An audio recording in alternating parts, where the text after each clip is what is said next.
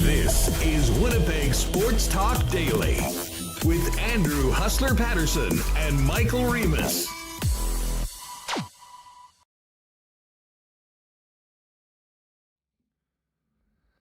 Hey, what's up, gang? Sorry for a little bit of a late start today. Lots going on behind the scenes at WST, but we got a banger of a show coming up for you. Of course, we'll get the latest on the Winnipeg Jets, who did have an off day today scheduled, but about 10 or 11 of the guys were out on the ice today, getting a little work in before they return to practice tomorrow and then take a flight out to Ottawa to begin this 3-game road trip before coming back to the Peg for a big Saturday night or a week Saturday against the Toronto Maple Leafs, heading into the player break and all-star festivities. Ken Wiebe normally joins us on Friday, but we're swapping Ken in today because he will be in transit tomorrow, heading out to the nation's capital for the Saturday afternoon game between the Sens and the Winnipeg Jets. So Wiebe coming up. We've got a really good It Takes a Community to Play segment with Carla Wolfenden out in Dauphin getting ready for the Manitoba game. So we'll do that as well for our friends at Sport Manitoba and Manitoba Liquor and Lotteries. And with the Chiefs playing the Bills on Sunday, there has never been a better time to welcome back our good friend and card-carrying member of the Bills Mafia than none other than Gabriel Morency, Sportsrage himself. Gabe's going to join us a little later on in the program, so make sure you stick around. That is going to be a heck of a lot of fun. Gabe and I can throw some shots at each other about the game on the weekend, and we will dive into Gabe's thoughts on the NFL playoffs overall and everything else happening in the world of sports. If you're not familiar with Gabe Morency, at Sports Rage on Twitter, he is he's one of the best to ever do it and does it in his own style that nobody can replicate. So I can't wait to talk to Gabe a little later on. It's going to be a lot of fun, but of course, can't wait for Ken and Carla to join us as well on the program. Listen, let's get right to it. We'll bring Michael Remis in here. And first up, thank the great sponsors that make Winnipeg Sports Talk happen each and every day. Our friends at Coolbet Canada. We'll get to the Coolbet lines as well. Dusty and I cooked up a 3-gamer partner parlay for the lock shoppers just the last few minutes on the Winnipeg Sports Talk, so we'll have that for you. Obviously, want to thank our friends at Canadian Club, Canada's favorite Canadian whiskey, Manitoba Battery, Modern Man Barbershop, the Winnipeg Jets, Wallace & Wallace, F Apparel, Little Brown Jug, Royal Sports, Boston Pizza, and the gang at Aitken's Lake Wilderness Lodge. And we will get to a why not question of the day for Not Autocorp over at Waverly and McGilvery. Let's get Michael Remis in here and get this show on the road. What's going on, Remo?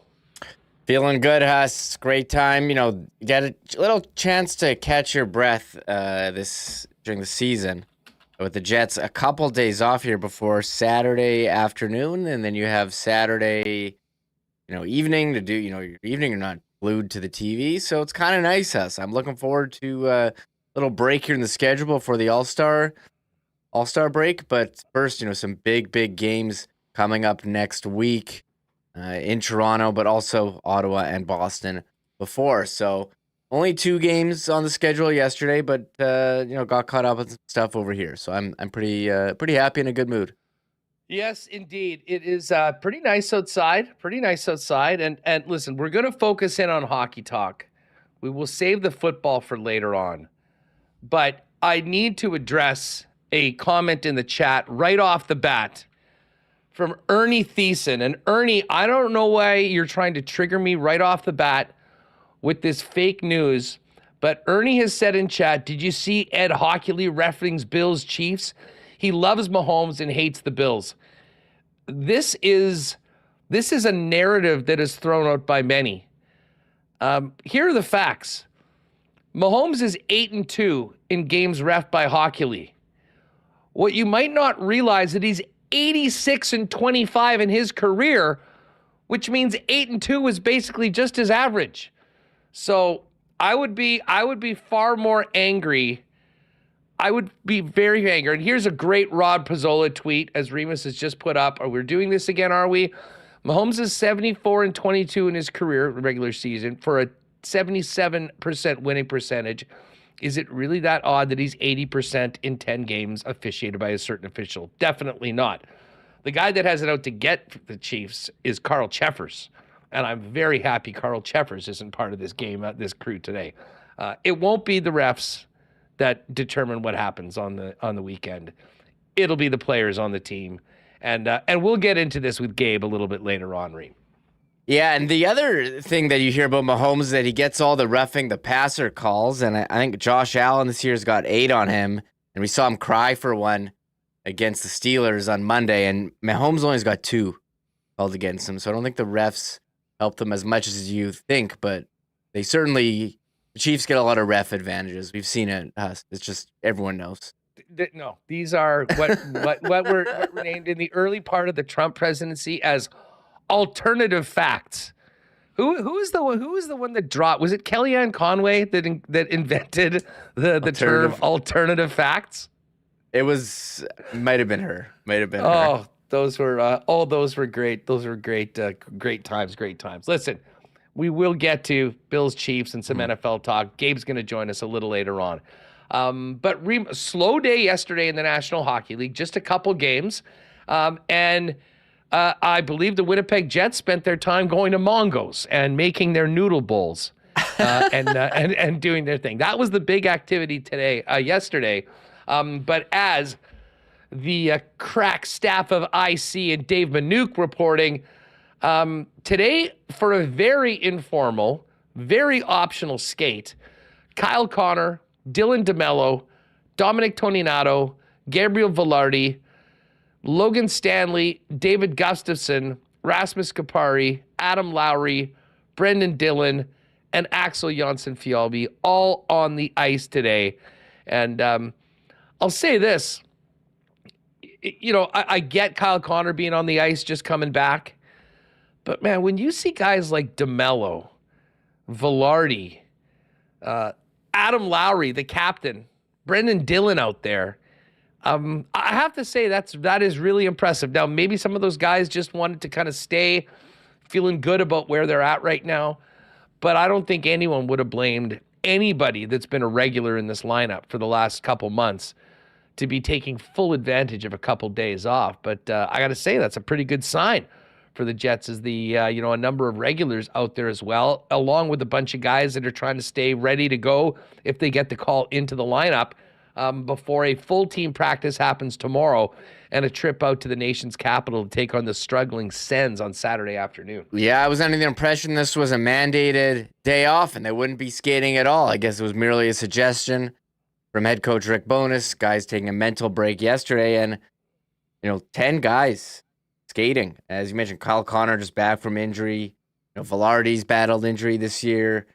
Adam Lowry and Brendan Dillon. These guys are guys who take physical punishment every game, and here they are skating on a Thursday ahead of a big road trip. So nice to see. I don't know what they were working on exactly, but some nice work here by Dave getting the camera out, watching these guys practice. Yeah, I guess I called it the Iceplex. It is the Hockey for All Center now. But yeah, I mean, the guys getting out there, getting a little bit of a skate in, but most importantly, I think for a number of guys to get a little bit of time away from the rink, off the ice right now. I more and more, I keep on going back to what Mike told us earlier this week. I believe it was this week when we talked about just how much hockey the Winnipeg Jets have played. 8 games in 13 days never happens in the National Hockey League. Almost never. And to think that the Jets won 8 games in 13 days might be, I mean, we've gone through a bunch of incredible stats. We've talked about the 3 goals against, the 2 goals against, all those streaks that are intact and continue heading into Ottawa on Saturday. But man, Reem, to win 8 games in 13 days is just simply amazing. And, they had the 2 days off before New York, and now they'll have 3 days off before Ottawa. And I got to tell you, I think these 3 days off is a perfect time to do a little bit of recharging for the guys that need it, stay off the ice for a couple days, and then get ready for a big push, because this road trip is going to be, obviously, you feel like you should get 2 points against Ottawa, but nothing's given to you in the National Hockey League. And then those 2 games next week before the team comes home in Boston against the Bruins, against a team that no doubt remembers what the Jets did to them on December 22nd. And then it's Leafs week with a road game in Toronto on Wednesday and a game back home on Saturday night, which should be absolutely incredible atmosphere with some of the Leaf fans, or many Leaf fans, as always happens in all buildings, like it happened in Edmonton the other day, invading the rink. But right now, it's the Jets that are flying high right now, and the Toronto Maple Leafs that are in a big, big struggle. And they're on the ice tonight. We'll get to all the games tonight a little bit later on, taking on the Calgary Flames, who are probably feeling pretty good about themselves, having won 4 games in a row. Yeah, wow, Calgary. I thought we were all down on them, but picking it up a little bit as late. And the Jets were on the ice last night, but we did have some news. We're 7 weeks away from the trade deadline. I'm really excited for every game night. People tweeting pictures of press box seating arrangements. Us. And I don't know what there. So there was the Florida Panthers Detroit Red Wings game last night. And check out this seating chart tweeted out by Colby Guy on Twitter. Shout out Colby. Let's count them. 1, 2, 3, 4, 5, 6, 7 Winnipeg Jets scouts at this Panthers Detroit game. And we tweeted the picture, and a lot of speculation goes on. It could mean something. It could mean nothing at all. It's people saying, are they trying to bring back Ben Sherratt, who's on Detroit? Are they bring back Stenny, who's on Florida? Stenny's got like 10 goals this year. Watch out for Stenny. Anybody throwing Barkov around? Barkov to the Jets? Can we get that? Can we get that circulating? Yeah, I wouldn't mind him on the team.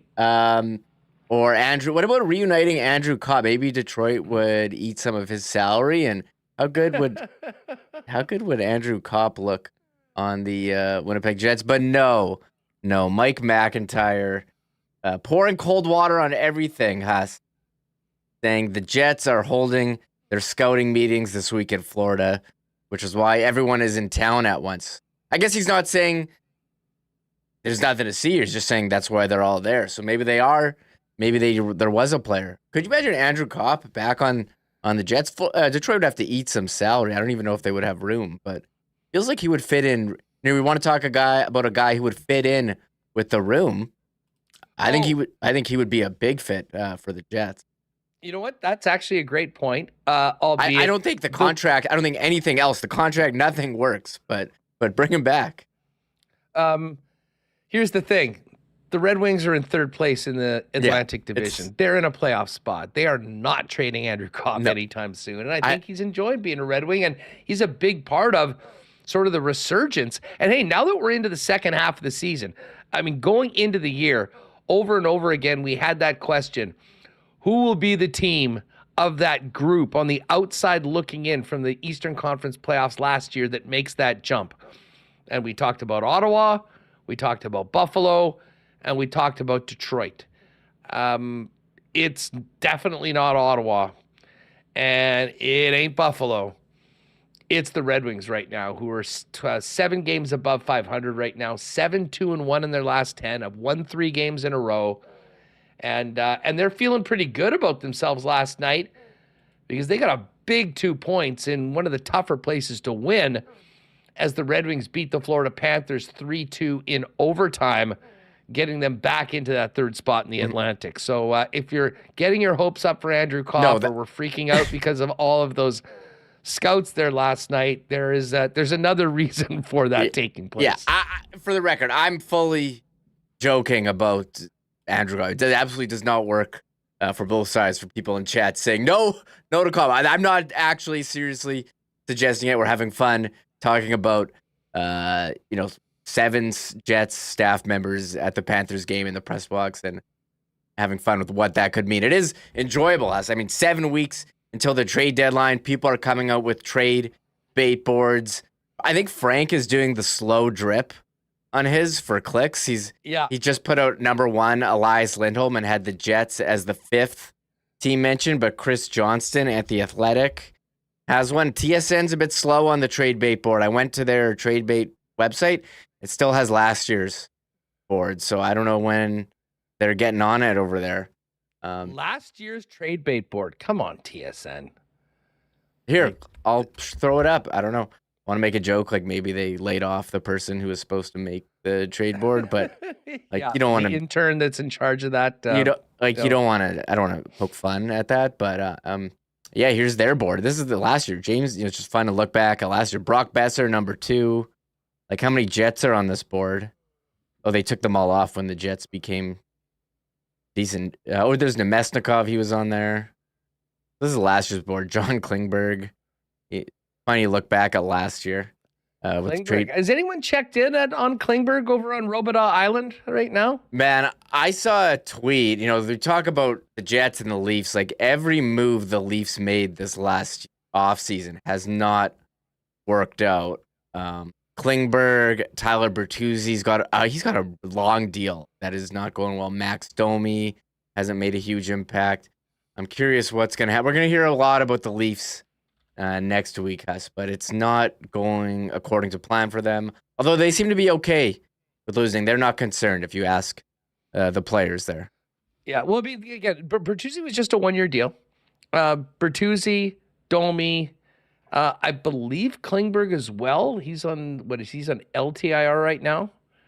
And that was why I kind of liked those deals, because it didn't tie them to those players long term. And I understood why they thought that, those guys would help them win. Bad news, though, they haven't been helping them win, or at least not enough right now. And the Leafs are feeling the pressure right now and feeling the heat heading into Calgary tonight to take on the Calgary Flames. Just quickly, this is somewhat off topic, but shout out to Jay Sheps, Retro Winnipeg TV in chat, we were talking about Detroit, and he goes, Hockey Town, Mort Krim, Cars. I love the Mort Krim reference. And you're probably not old enough to remember this, Reem.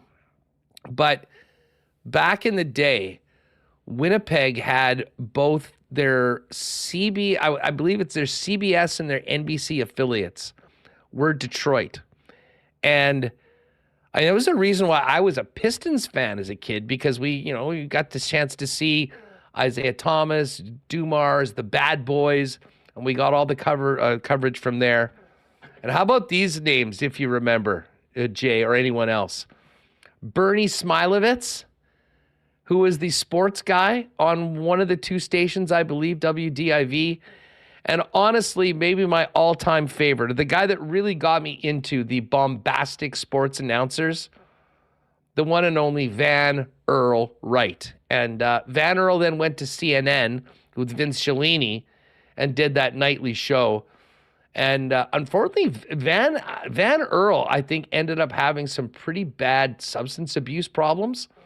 And I read something on him, or it was a video, an interview on him right now. He's actually now a caddy, a golf caddy at one of the top courses. So anyways, a little trip down memory lane for any of you that remember the old Detroit TV affiliates here in Winnipeg. Yeah, here I gotta backtrack. I made a mistake there. Bertuzzi does not have a long-term deal. I'm following. This is what you get when you get your news from Twitter, Huss, and don't. Yeah, I just said that. Yeah, I just said. Bertuzzi, Domi, Klingberg, all 1-year deals. So I mean, they're not tied to these guys long term, but they're tied to them this year. They're making a lot of money, and as Odog said yesterday on Overdrive, the Leafs have about $70 to go and find a new defenseman. And there is a lot of talk about the blue line in Toronto right now. A lot of talk about Mitch Marner's comments that they're playing awesome hockey and they're a great team. That didn't go over very well with a lot of the people that said. But as you mentioned, we'll be talking a lot about the Leafs next week when the Jets go at it twice with that club, and maybe they're getting them at a good time. I can tell you that I guess things can change in a week, but if we've learned anything from the last couple of weeks, the Leafs better be ready to go when the Winnipeg Jets get to their barn on next Wednesday, as well as when they come here next Saturday. Because, as we like to do each and every day here on Winnipeg Sports Talk, when you look at the standings for the entire league, you see the Winnipeg Jets up at the top. 43 games played, 62 points, 29-10-4 right now on the season. We're going to get back to the Jets news with Ken right away, Remo, but we do have some Bomber news. And I can't say this is a big surprise, but Kyle Walters getting something for an asset that he knew would not be part of the club next year, as he mentioned in his last availability. The Bombers get a 5th-round pick for Dru Brown, whose rights were traded to the Ottawa Redblacks, who are looking for a number 1 quarterback. And we'll see whether he signs there, whether he is that guy. But I'll say good on the Bombers for getting a 5th-round pick for a guy that they knew wasn't going to be around. And Kyle Walters told us as much a couple of weeks ago. Yeah, Ottawa making a couple moves, signing Dominic Rhymes, who was there before. He was most recently with BC. They cut him yesterday in Ottawa doing that, and signing Dru Brown. Interesting, they did rework Masoli's contract, so Dru Brown probably going to compete. If he does sign there, would compete for a starting job, and good for him. He certainly showed that he deserves a shot to start in the CFL. He played really well, but they have Zach signed for next 2 years. Wasn't going to happen here, and you probably wouldn't be able to afford to keep him anyway. So give him a shot to start and get something back. So nice move for the Bombers here. Has a lot of CFL news going on. We did have some Bomber news at the end of the show as well. I mean, not player related, but they are replacing the turf on the field. Maybe that could have an impact as well on the team. Yeah, that is something that I'll be honest, I didn't really know that was coming. I didn't know that was a priority, but as the team put out in the the Bombers have done so well business-wise over the last few years. I think they're putting themselves in a position to continually improve their facility, everything that they do for the players. And this is great for both the Bombers and for Valor FC to get new turf there over at IG Field. By the way, tons of love for the Van Earl Wright reference. You can tell people if you're old enough, you remembered that. Jay Miller Van Earl was in Detroit, WDIV before CNN. That's where he was, and then he went and did their thing. The Bombers did announce that they've signed a quarterback as well. This is from Darren Cameron. The Bombers announced the club has signed former Eastern Washington standout quarterback Eric Barriere Jr., a dual-threat quarterback. He appeared in 51 games at Eastern Washington, completing 62% of his passes for 13,809 yards, 121 touchdowns against 29 picks, while adding 22 rushing touchdowns and 1,585 yards rushing. It's always interesting when we hear these announcements from the Bombers or any CFL team about quarterbacks coming in from the NCAA to join the crew.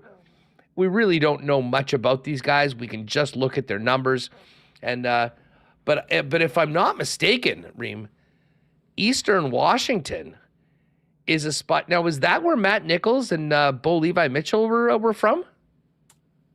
Let me just check. Definitely. I'll have to. This just came out, so I haven't. Yes, he was. Matt Nichols was there. Okay, and I'm pretty sure Bo Levi as well. And as Eric Berry was also with the New Jersey Generals of the USFL as well. Which did that one merge with the XFL to create the UFL? Is that starting up? United Football League. And unfortunately, the United Football League is not starting right after the Super Bowl. They're not getting going until March, I believe, later on in March. So I always liked that first couple weeks of the XFL schedule right after the NFL was finished so that we don't have the, we don't miss football too much. I think the longer we get closer to CFL season, we at least here at north of the border will care much less about any sort of spring football league. But if you're a football nut like me, the more the better. But yeah, so Eric Barriere, the newest quarterback. And I will just say this, and this just came to mind as we were reading this out from DC that just came out. There is a very, very great history of Eastern Washington quarterbacks performing very well in the Canadian Football League. And as I mentioned, Matt Nichols, one of them, and of course, Bo Levi Mitchell as well. So welcome to the Peg, Eric Barriere. We'll look forward to learning more about him and maybe getting him on the program as well as we get closer to training camp. Yeah, that's signing certainly interesting. Are we on Strevy watch, Huss? I don't know what that means for that at all. I have to wait from Jeff, but this guy just sounds like Darren says, dual threat QB with 22 rushing touchdowns. So I'm curious he's going to get what kind of usage he's going to get and what it means for Dakota Prukop as well, who is massive. Like the Bombers were like tush-push territory here at short yards. Obviously, you line up differently in the CFL, but they were automatic, and you saw the Bombers just stop other teams, weren't as successful as the Bombers in short yards. So, but go ahead. I was just going to say, by the way, I know Mike Wynn's saying Bo Levi, SMU. He did play 2 seasons at SMU, but then transferred to Eastern Washington, which had previously recruited them out of high school. So there's a great CFL pedigree with quarterbacks out of that school, and we'll see whether EB3 is going to be a big part of the Blue Bombers' future. Sometimes you don't want to spend too much talking about these guys because sometimes they don't end up even making the club or getting on the practice roster. But it's particularly of note today, Remis, because Dru Brown has been traded to the Ottawa Red Blacks, and there's the rumors about Streveler potentially coming back to the Canadian Football League and to the Winnipeg Blue Bombers. And, I mean, regardless of whether Strev is there, because I think he's such a unique player that he will have definitely a role on the club, even if Zach Caleros is playing as consistently as he did. But you got to fill that funnel, and you got to work on quarterback prospects, and it sounds like the Bombers have their guy. Again, Gabe Morency coming up a little later on. We'll also do It Takes a Community to Play segment. And with Ken and with Remis, we'll kick around some potential names on the trade bait board. But a big shout out to our friends at Canadian Club, and Winnipeg Whiskey Festival is coming up next month, gang.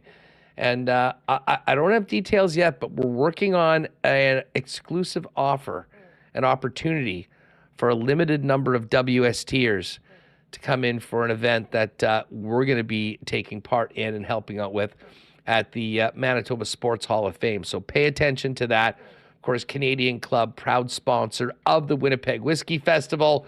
And right now at your local Manitoba Liquor Mart, you can pick up all the Canadian Club favorites, the original 100% rye Canadian Classic 12-year-old, and still limited availabilities of the Canadian Club Invitation Series Canadian Club 15-year-old Sherry Cask. Pick it up at your local Manitoba Liquor Marts. What was it, minus 28 last night? Overnight low. How's your car doing today? I hope we don't get into the minus 30s, but we can't guarantee that won't happen. Right now, though, your car is working overtime. How is your battery? If you need a new battery for your car, there's only one place to go where you can shop local, get the best price in town, and have it delivered to you for free. And that, of course, is Manitoba Battery. That's right. They've got the best prices, beating the pants off the big box stores. Any purchase over $60, they'll deliver it to you for free inside the city of Winnipeg.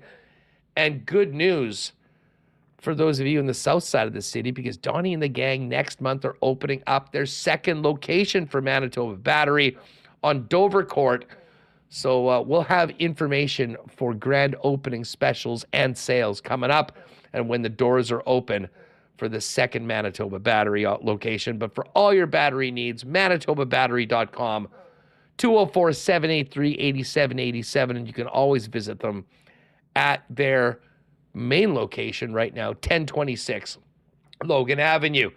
And just before we bring in Ken, a big shout out to our friends at Modern Man Barbershop. Guys, if you're looking place for a great cut, conveniently located in the city of Winnipeg, Modern Man is the spot, because Modern Man now has 8 locations in Winnipeg, including their newest locations on Pembina Highway or Plessis Road. Modern Man Barbershop offer a variety of grooming services. They've got you covered with haircuts, beard shaping, shaves, color services, and more. Make an appointment and book your look via modernmanbarber.com. And give them a follow while you're at it on Instagram at Modern Man Barbershops. All right, switched up the schedule a little bit today because Kenny Wiebe's going to be hitting the road with the Winnipeg Jets tomorrow. Jets in action Saturday afternoon in Ottawa to kick off a 3-game road trip through Ottawa, Boston, and Toronto. And the brains of the operation of KNR joins us right now, Ken Wiebe. What's going on, Weber? How are you? Great to be with you, Andrew. Have you been able to thaw out after the festival in KC? It took a couple days, dude. It took a couple days. That, like I was saying, I mean, listen, I'm from Winnipeg. I've been cold my whole life. That was that was next level. But the Chiefs' performance, the spirits were warmed. Had an awesome weekend down there with our pal Raj and the gang, and nice. Got a chance to see. I mean, I will say this: the games overall on the weekend were not particularly exciting for the most part, with the exception of the Rams-Lions game. I think that's going to change, though, coming up this weekend. I mean, the Saturday games, we've got 2 pretty big spreads with Baltimore and San Francisco, both coming off the bye at home. But I got to tell you, I think this Sunday is going to be a day we'll remember in the NFL for a long time. Like, I think this Buccaneers-Lions game is going to be very exciting. And then the main event, Chiefs-Bills. I mean, I'm spending almost every waking moment thinking about that game right now outside of, and it's a perfect time for the Jets to be off for a few days to give me more time to obsess about what's going to happen at 5:30 on Sunday night.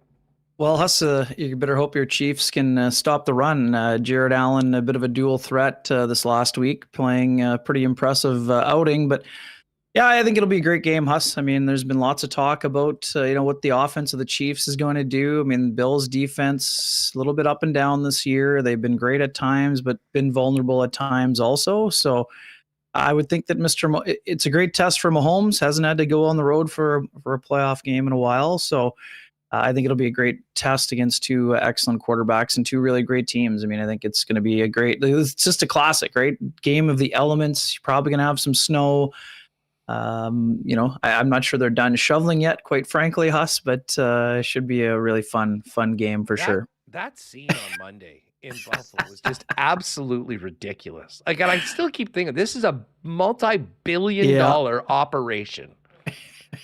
And they're just getting random dudes off the street to come in for $20 and shovel. And it didn't seem, well, they didn't do a very good job, because we saw people having to walk through 3 feet of snow.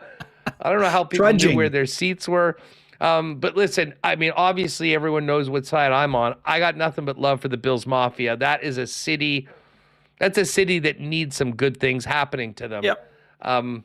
Unfortunately, though, there's a certain guy wearing 15 coming to town that has been known to break the hearts of opposition quite often for the last 5 years. So it should be a great one. But let's get to it. Hey, just quickly, I mean, what'd you think of the game on, I mean, not that we're going to nitpick at wins. I mean, the team's been doing a lot of them, but they got it done. It was a little bit of I would say maybe it wasn't their defensive game. And for a game that had 2 of the best goalies in the world that made incredible saves, Ken, a couple of strange goals, and maybe none other than Mason Appleton breaking that streak. I mean, one of the real positive things that came out.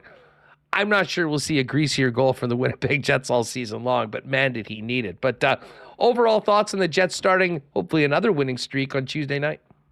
Yeah, Huss, to your point, Jets were just too loose defensively. I think they were somewhere in the neighborhood, 13 high danger chances at even strength and 16 in the game, according to Natural Stat Trick. It was not these are not your cousins, New York Islanders. This is not a team that is of the Barry Trotz ilk that don't give you anything. They also play quite a bit of a loose game when it comes to their defensive zone play, which is very odd considering those 2 runs to the Eastern Conference Final. Yeah, it was a strange game on a lot of fronts, Huss, and I think that no better example of Jets needing to recharge the battery than Rick Bowness realizing he needed to give his team 2 days off here.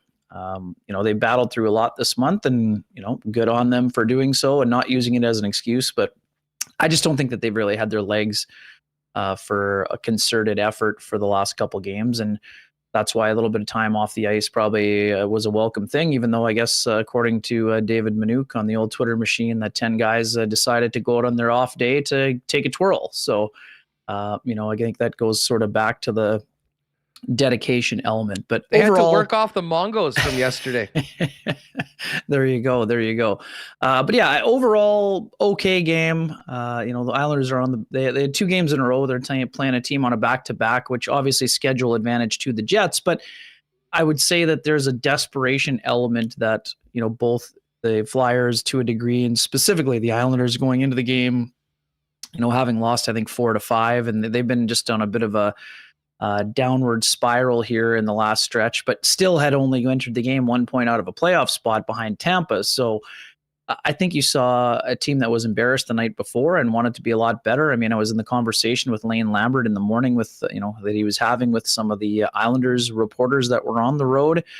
And he quite frankly said, I've loved the response of our group, but it's no more. I don't want to have to be talking about embarrassing performances that you need to respond from. And, I think the effort was there for the Islanders, but they just didn't, they didn't have the finish again. And Hellebuyck picked another great game to play another one of his best of the year. I thought he was extremely sharp.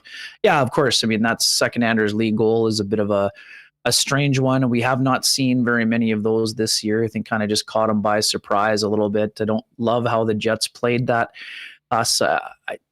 Again, it's easy. The vantage point that I had was a lot different than the vantage point that Neil Pionk had.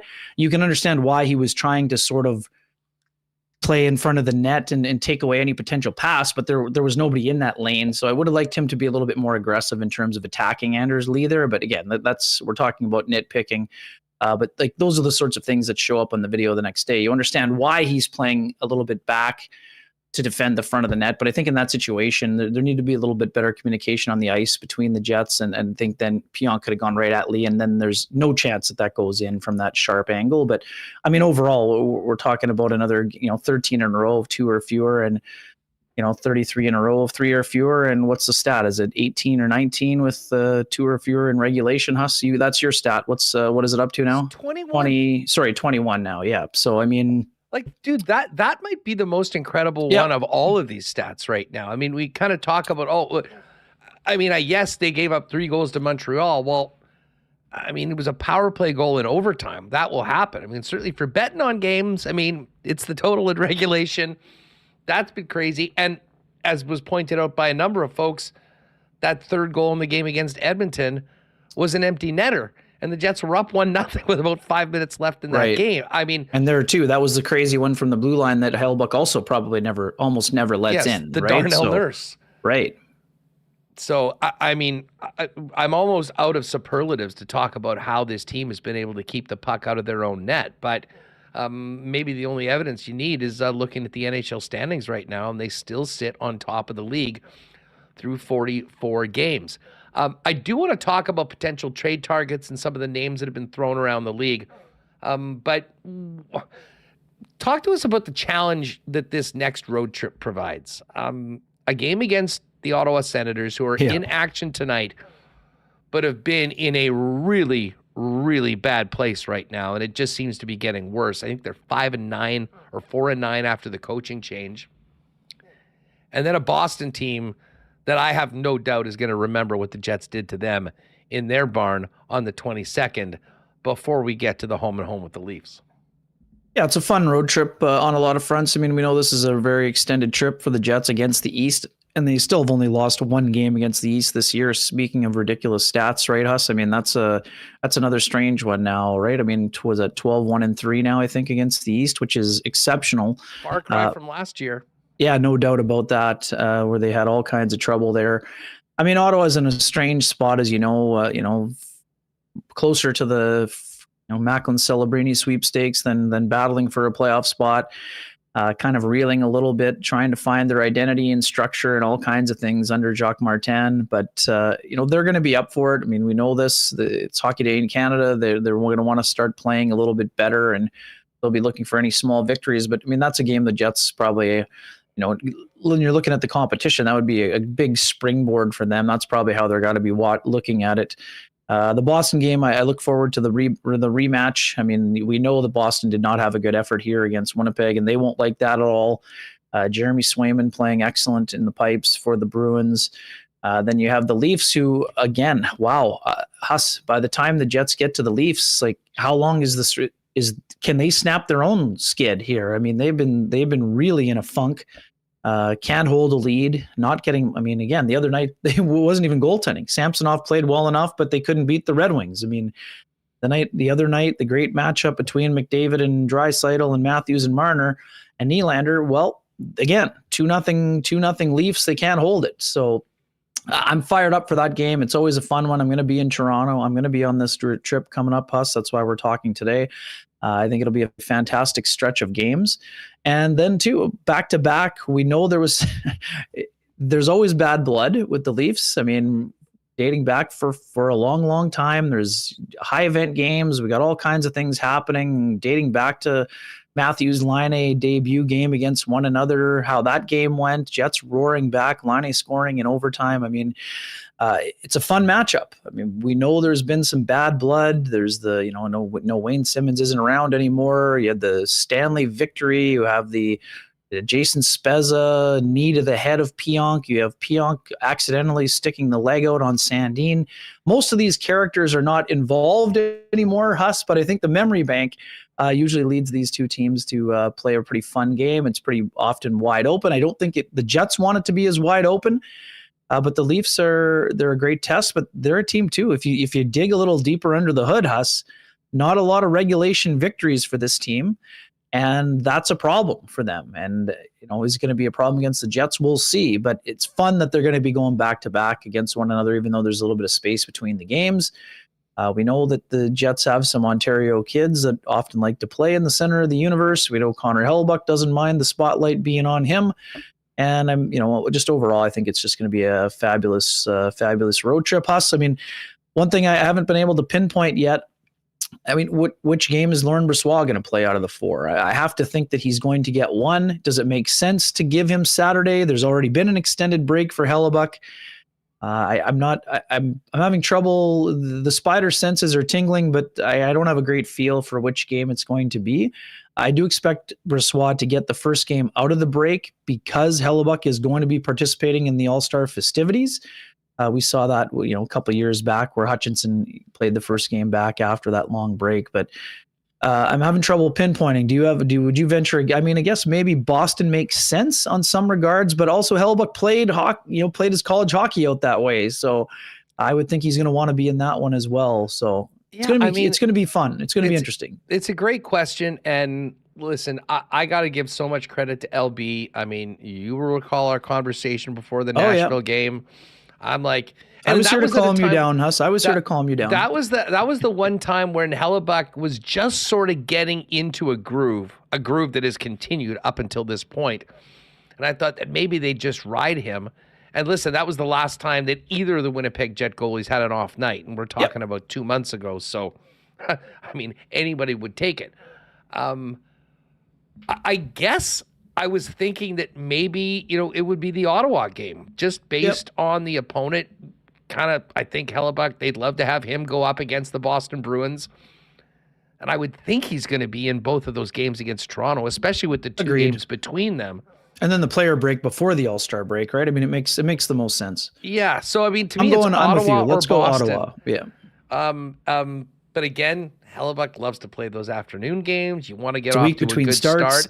And the one thing I'll say that might back LB getting the start against the Boston Bruins is that he has done absolutely nothing to make the team believe that they're going to have a lesser performance from their backup than they have from their number one right now. And, I think that if the coaching staff believes that the timing of the games work better, maybe they give him a start in Boston and an opportunity to get a big win against a quality team.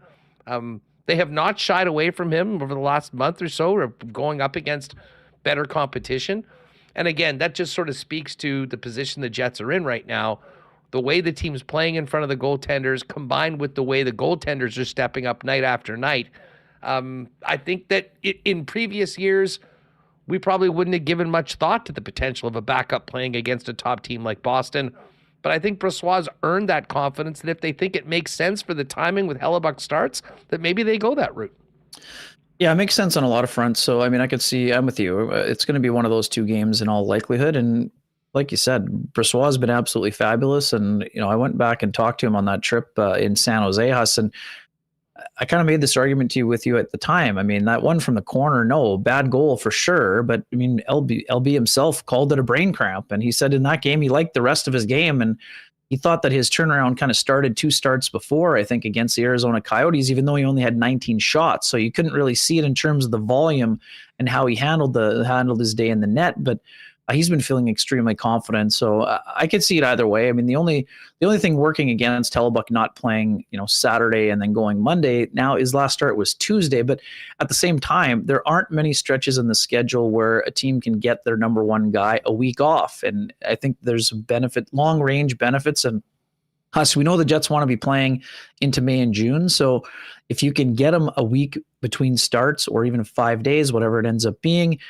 you're going to get the player break, you're going to get the All-Star break. And then after that, Huss, from February on, it's basically every other night sprint to the finish line. So that's why I know you and I would both be tempted to say, hey, just give Hellebuyck the 4 games. They're spread out nicely enough that you could just ride them right now. But I just think it's still in the long range. It's going to be to the Jets' benefit if Brossoit plays at least one of these 4 games, and then they'll kind of take it from there. They'll get their break. They'll come out of the break, and then they'll kind of make sure they're not taxing Hellebuyck down the stretch, because they want him to have a full fuel tank, which is something he did not have going into the playoff series against the Vegas Golden Knights last year. Yeah, no, that's exactly right. And the team, listen, with where they're in the standings right now, barring some sort of crazy 2022, 2023 type collapse, will put them in a situation where they can schedule their goalies as they want to try to get their guy, their number one guy, ready to go to win 16 games for the playoffs and not play every single game like they had to do last year. And that is sort of the benefit of really upping the backup goaltending position as well, because if Big Save Dave was the guy here right now, I think our conversation would be a little different, and probably there'd be a lot of things a little different. Just quickly on that, Ken, because this is a little break in the schedule. Yep. Brossoit's season so far, I mean, we've talked about how good he's been outside of the first few starts. What do you make of his situation right now, in that he's with a team that I think he obviously loves being a part of? It is a great team that has aspirations of going deep in the playoffs. For LB, he's got to make the most of every start, but moving forward beyond this year, is this basically a springboard year for him? And I think we all know that if LB was available, there'd be a lot of teams that would love to jump at him and give him an opportunity to run with a number of starts that he just won't get here in Winnipeg. Yeah, for sure, Huston. That sort of dates back to my conversation in San Jose with him. He told me flat out that he's basically, he understands completely what his situation is. He has blocked out all the noise. He has friends and family members who are saying, hey, have you heard about Carolina? Have you heard about Edmonton? I mean, lots of teams need goalies, but he knows he's going to be with the Jets. He's more than just an insurance policy.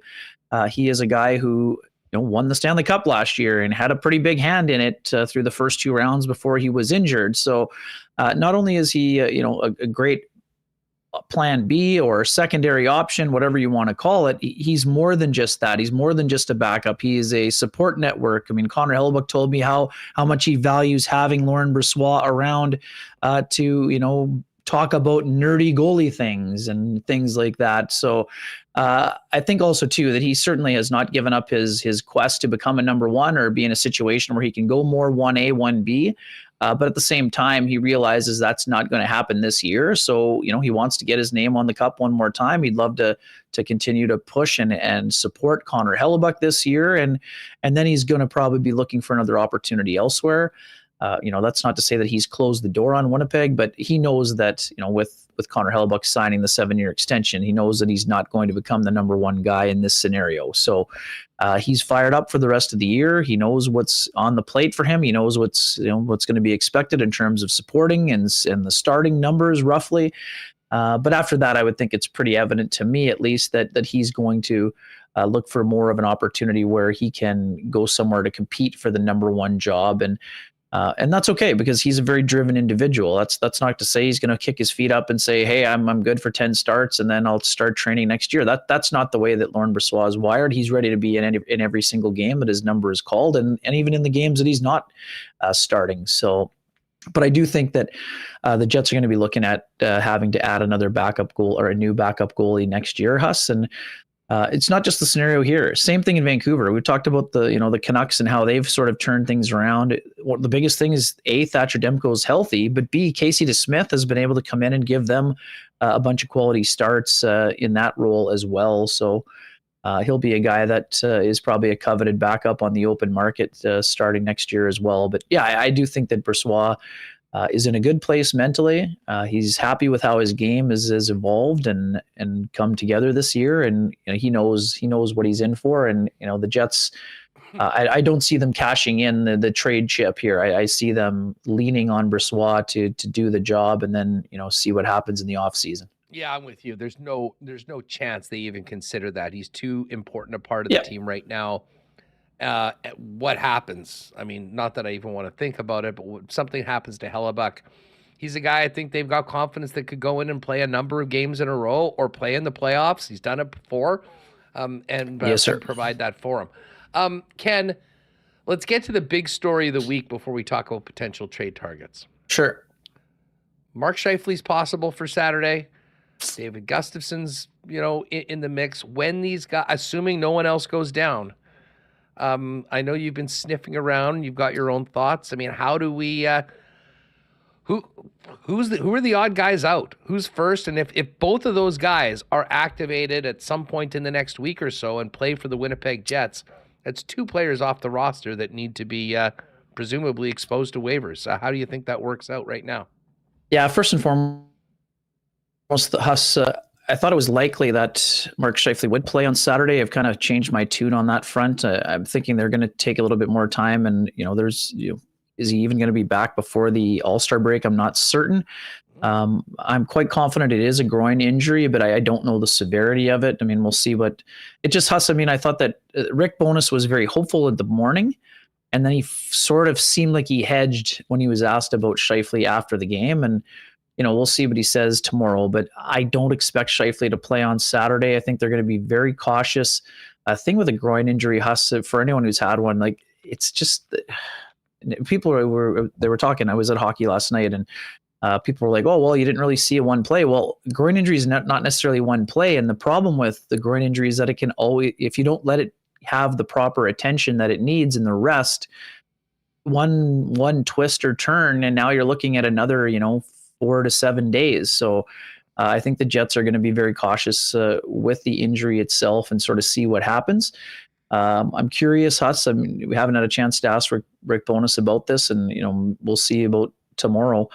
I wonder about Gabriel Velarde having a turn or twist at center ice for a little bit time. If Scheifele is going to miss another game or 2 or 3 or however many it ends up being, I'd be curious about that. But Adam Lowry's done a fantastic job in there, so there's really no impetus to do that. And Dominic Toninato jumped up and did an excellent job in that third line role. So I understand I'm saying kind of 2 things at once here, Huss. I'd just be curious, going into the trade deadline, if they wanted to try a plan B before they went out and decided whether they want to get a center or a winger to potentially bolster the forward group there. But in terms of the original question, and I do have to clarify something. I said on CJB the other day that I thought that the reset of Dominic Toninato's clock meant that he had a little bit more time.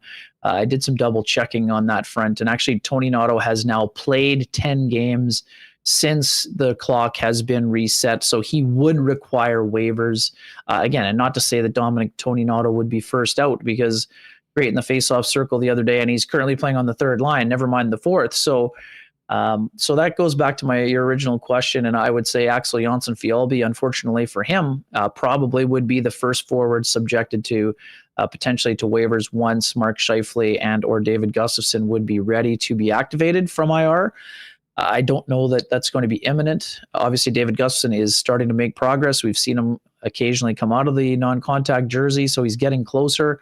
And there too, seeing Rasmus Kupari go down for a conditioning stint made me think, well, what about David Gustafsson? But there too, Huss, even if you want to do that, you still got to clear the space on the roster, because he would take up an NHL roster spot, even if you were to send him to the Moose for, say, a weekend or a week or whatever to try to get him up to speed like the Jets wanted to do with Rasmus Kupari. So now this opens up the other part of the equation, that it's, even though it would be two forwards being activated, Huss, I'm not certain that means it's two forwards subjected to waivers. Exactly. I think that there would be a possibility that either a trade would be looked at, or, potentially, and again, we have to say who the guys who are out right now are: Logan Stanley and Declan Chisholm. I'm not telling those guys to pack their bags by any stretch, but based on how well that a guy like Toninato has played, you have to wonder if the Jets, feeling confidently, knowing that Kyle Capobianco is a guy who supplies some additional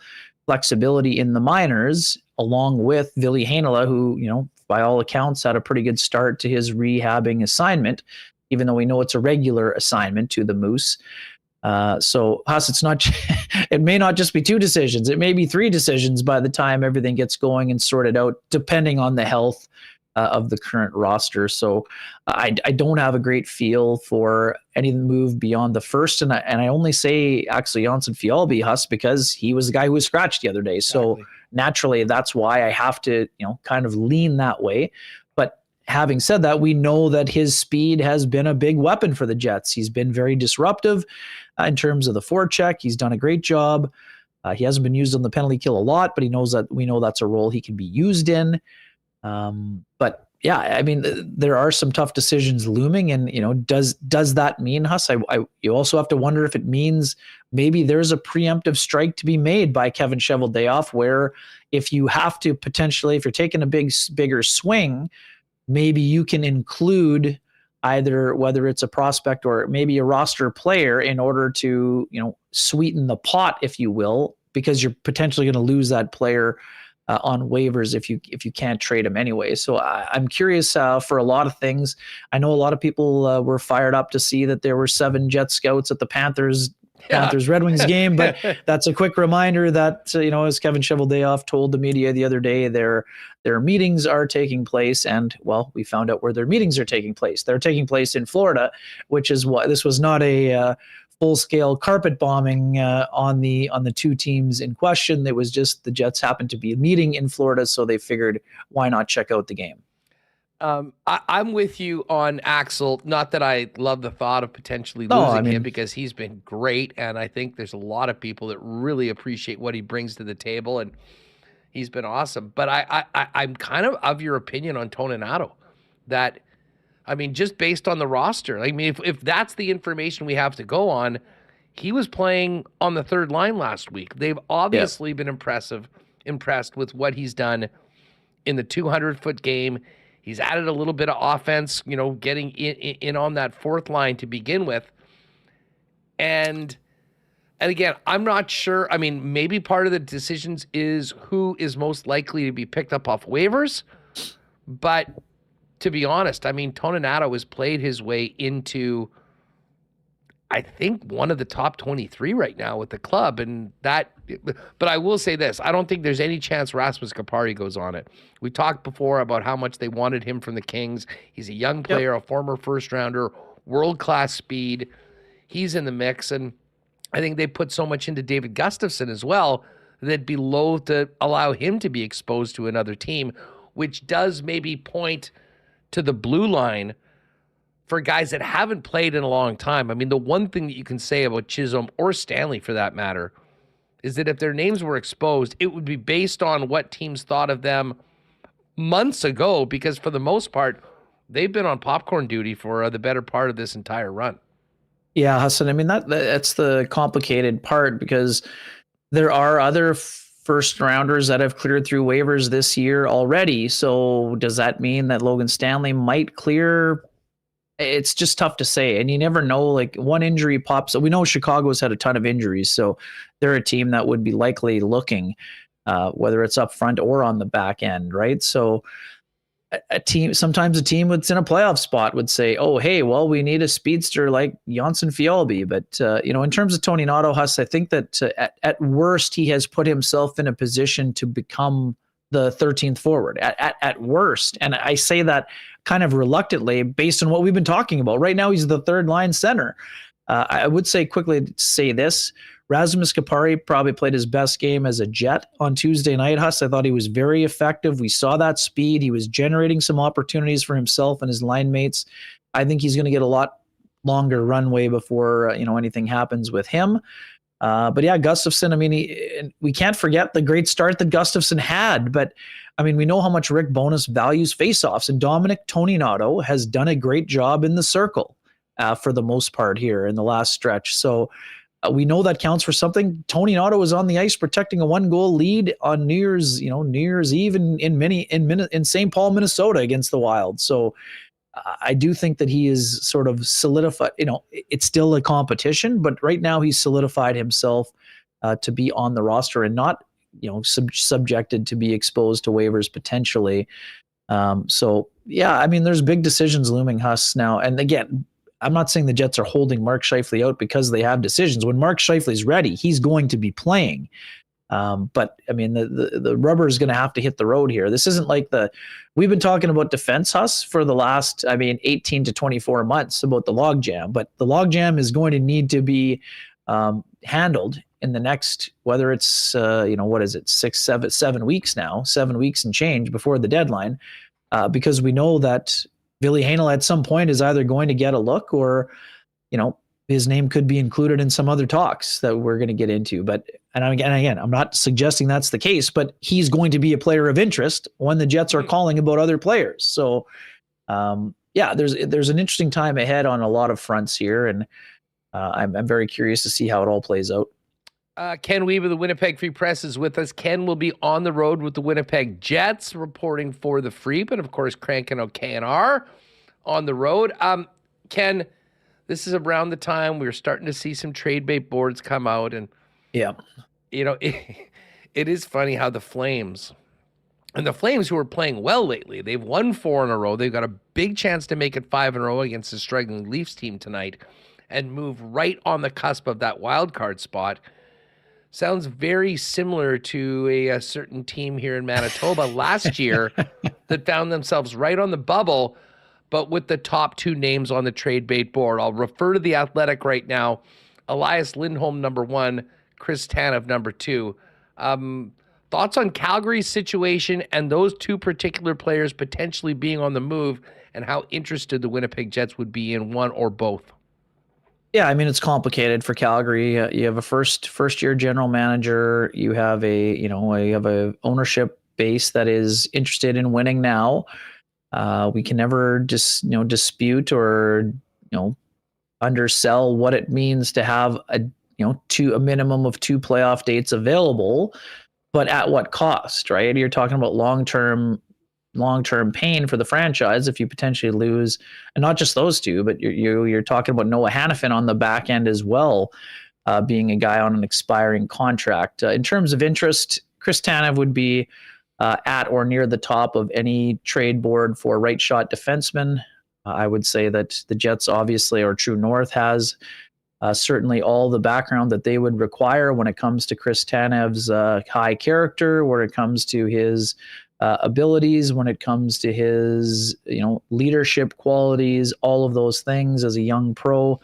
Huss, I think you were still working for the Moose when he was around. I was certainly covering Chris Tanev when he was around here, and I've spoken to him many times over the years. He speaks highly of the organization. I would say, as someone who is chasing a Stanley Cup, he would view the Jets situation quite promisingly. I think he would be a guy who would fit very well no matter what pairing you put him on, whether you were considering putting him with Josh Morrissey or if you were putting him with Brendan Dillon and potentially moving Neil Pionk down onto a pairing with Dylan Sandberg and or Nate Schmidt. In terms of Lindholm, he's interesting, Huss. Lindholm has seen a little bit of a dip in his offensive production this year, but he's still an exceptional two-way talent. And the thing about Lindholm, Huss, is that because his salary is so manageable, he would be a guy that, A, with retention, could really allow a team like the Jets or someone else to add a second piece, or B, you could fit him in anyway because he's under $5 million. In terms of Tanev, his contract is also reasonably priced, but at the same time, there aren't a lot of NHL teams that could add both of them in the same deal. And I think Winnipeg would be included in that mix, so they would have to either get retention on both, or they would have to ship a big salary going the other direction in order to try to make that work. In terms of what their priorities are, I'm not certain, Huss. I will say this. I mean, I was very impressed by Sean Walker. I don't remember him being that physical, and maybe that's my fault. I hadn't watched a ton of LA Kings games in the past. I really enjoyed his game. He's a good puck-moving guy. He brings some size and a little bit of sandpaper, but I liked his puck-moving capabilities. He's a guy that there are two. If Sean Walker is coming in to play on the second or third pairing, I mean, that would to me would be a potential piece there as well. But I don't know. I would assume that the price for Chris Tanev would be higher than the price for Sean Walker. But let's see what all it takes is a secondary team to create a bidding war, Huss. So I know a lot of teams will be interested in both players. I do think that both of the Calgary players that you mentioned would be of interest, but I would need to see a few more Flames games before I would be saying Elias Lindholm. In years past, Huss, I've always been a huge Elias Lindholm guy, dating back to his time with Carolina. And again, I'm not here to say Father Time is catching up with him, but I don't think he's been as impactful. But it's also important to remember 2 years ago, he was on the best line in hockey with Matthew Tkachuk and Johnny Gaudreau. So, and he's also a guy, Huss, that hasn't tasted a ton of playoff experience. So maybe going to a scenario where he's in that kind of a situation might spark his game. I know Sean Monahan is also on a lot of boards, and for me, Monahan is super interesting. I don't know that he's a top 6 upgrade today, but he's a guy that would provide incredible depth. He's good in the circle. He has great experience. He's done an incredible job coming back from some serious injuries. And the one thing that I always think about when it comes to Sean Monahan, Huss, the Jets met with him. I think I said this to you months before, but I'm not sure if it was on air or not. But the Jets met with him during his draft year, even though they weren't going to be in the range to draft Sean Monahan, but they still felt it was important enough to meet with him. And yeah, this happens with some other players too. I just remember it because I think we were waiting in the lobby for Kevin Cheveldayoff to speak that day. And I'm like, oh, that's Sean Monahan. What's he doing here? So he would have been a guy like Rasmus Kapari, who the Jets identified, a long time ago, and then maybe went after later on. So that could factor in. And again, as Sean Reynolds, my trusty partner, pointed out the other day, this exercise is kind of tough because generally the Jets are taking players that either A, we didn't think were available, or B, were not on the radar on a trade board or things of that nature. But that doesn't prevent us from trying, Huss, right? I mean, that's all part of the fun here. Jake Gensel's getting a lot of love. I mean, there's a lot of connection, obviously, to Vancouver because Jim Rutherford is quite familiar with him, and Patrick Allvin as well. Gensel is also interesting to me because Jake Gensel's dad was I think one of Nate Schmidt's coaches, I believe. So they definitely had a relationship. So he would have no problem getting intel on the Winnipeg Jets if Jake Gensel would be a guy that the Jets potentially could be looking for to bolster their top 6 as well. We know he's a gifted scorer. No, he's not a center, but he would be a guy that can put the puck in the net and has some championship pedigree. So there's going to be a lot of guys out there. Again, I wish I had been Jeff Hamilton and been the one who originated the Sidney Crosby possibilities. Even though where to sit on this list? We even know we know they are remote. And I'm not kidding. I mean, that would be the kind of player that we didn't expect was available. Like Jeff is using that philosophy. Yeah, a player you don't think is available, a guy with term, a guy who would be a perfect fit. But I also wonder too, I mean, we should also say, Huss, in the last week, both Jason Dickinson, who I thought might be a third or fourth line kind of guy that the Jets would have interest in. He played for Rick Bowness, two-way guy, having a great year offensively. He's a good penalty killer, can play on a checking line. He just re-upped with the Chicago Blackhawks. And when we talk about the remote possibilities, I mean, one of the guys we wondered about was Steven Stamkos, because we know the contract negotiations have been going nowhere.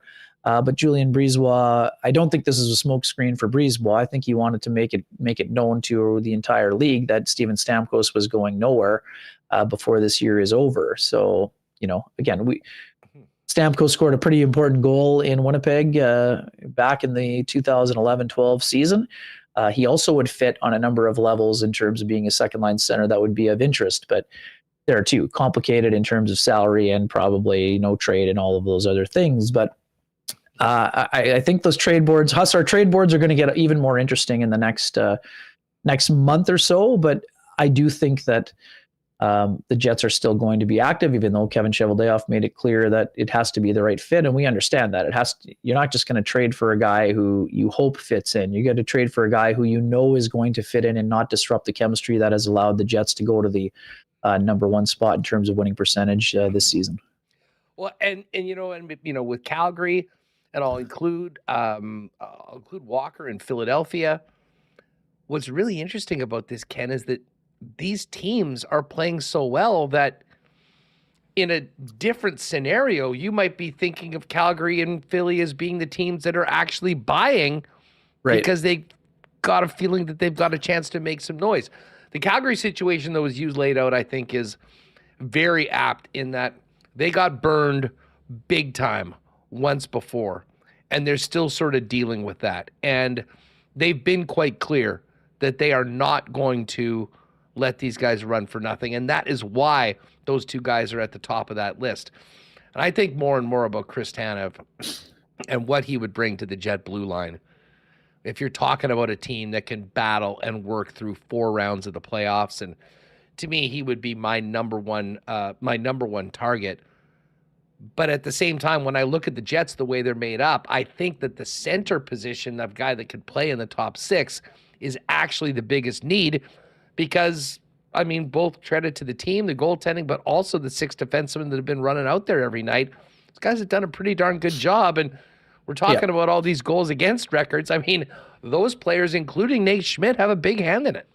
Yeah, bang on, and that's the other part too. Nate Schmidt doesn't deserve to come out of the lineup. He's playing great, and to me, Huss, it's reminiscent of we use 2017-18 or 17-18 as a reference point because it is the best year that they had as a franchise, just behind the President's Trophy winners, and it was their best playoff run.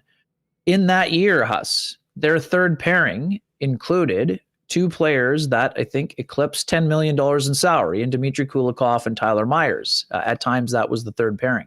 So I understand some folks are like, oh, well, Nate Schmidt's making too much money. Well, that's not relevant in the conversation. Nate Schmidt is doing the job on the third pairing. He's doing it extremely well, and he has solidified himself to the situation where, Kevin Cheveldayoff isn't necessarily going to prioritize a defenseman like Chris Tanev because they're getting enough from the guys that are playing. Now, that's not to say that he isn't going to inquire or potentially pursue Chris Tanev, but, quite frankly, that means if Tanev is in, that means probably Nate Schmidt is coming out, or he at least moves to the number 7 slot momentarily. So I'm with you. I think that Tanev would be perfect. I mean, he's a guy who's an incredible penalty killer. He plays against the opposition's best. He would be an optimal partner for either Josh Morrissey or Brendan Dillon or potentially Dylan Sandberg. And the other thing, Huss, that I find interesting with Chris Tanev, as a guy who, use all the terminology you want, warrior, a guy who wants to win, he could be the kind of guy, Huss, that the Jets could potentially convince to stick around, I think, because he has familiarity with the city, with the organization, and he knows that the Jets window is kind of opening pretty wide. This is a guy who knows what it's like to have a good goaltender or a great goaltender on his roster. He would look at Connor Hellebuck as a guy that could potentially help him win a Stanley Cup, whether it's this year or potentially down the road. One other guy I thought of the other day, and I'm not saying he's available, but Brock Nelson, Huss, to me, is a guy who's interesting on a lot of fronts from the Islanders. The Islanders have a ton of center depth. They're, even if they squeak into the playoffs, they're probably not going where they want to go. At times Barzell has played on the wing. Brock Nelson, 32 years old. He went to UND. He's from Warroad, Minnesota. He, I think, scored 30 last year. I think he's got 19 this year. He would be an optimal number 2 center as well for me, Huss. But again, his ticket is $6 million. So now you're probably, and for one more year, he's got that second year on that deal. So I would imagine the Jets would be looking for maybe retention in that $2 million range. If Brock Nelson's a $4 million player for 2 years, man, like that seems like a pretty nice piece to have in the puzzle. But I mean, the other part of it too, Huss, same thing we're talking about Nate Schmidt. Vladislav Nemesnikov has done the job effectively in the number 2 C hole. But I agree with you. I think that based on having Mark Scheifele out, I think it kind of reinforces the Jets' need center depth, even though, like we talked about, Adam Lowry filled in admirably in the top line spot and has been, on the centering the best third line in hockey. Vladislav Nemesnikov's doing an excellent job, but Nemesnikov could also be on your checking line. He could also be in your fourth line. And if he's on the fourth line with Morgan Barron and, whoever else is on that line, it's a very good line, Kapari or whoever else is there. I mean, that's that. Now you're talking about championship caliber depth. Yeah, and I love the fact that you brought up Brock Nelson, because I was going to ask you for a guy that maybe wasn't on one of these lists that might pop up, and I think he's a perfect example. Just one more quickly, just while we're talking about this trade bait board. Yeah. And this is not a guy that I think is any fit for Winnipeg the way that we play. So I'm not suggesting that the Jets would get him, but more just a thought on how he's ending up on these boards is Trevor Zegras in Anaheim. Yeah, it's interesting. It's wild. And maybe he scored since, but when I was on that road trip in California, you look down at the sheet and you're like, Trevor Zegras has 2 goals this year, and one of them's a Michigan. Are you kidding me? Like this guy had an unreal start last year to his NHL season, and he's completely fallen off the map. And he's way too skilled to not be a productive NHL player. Huss, obviously, I'm not around their team enough, but you have to think that it can't be going swimmingly with Greg Cronin, the new head coach. I mean, we talked with Dallas Aikens about Trevor Zegras last year, and at times he was trying to give him enough rope to, make enough mistakes to be confident enough to make plays.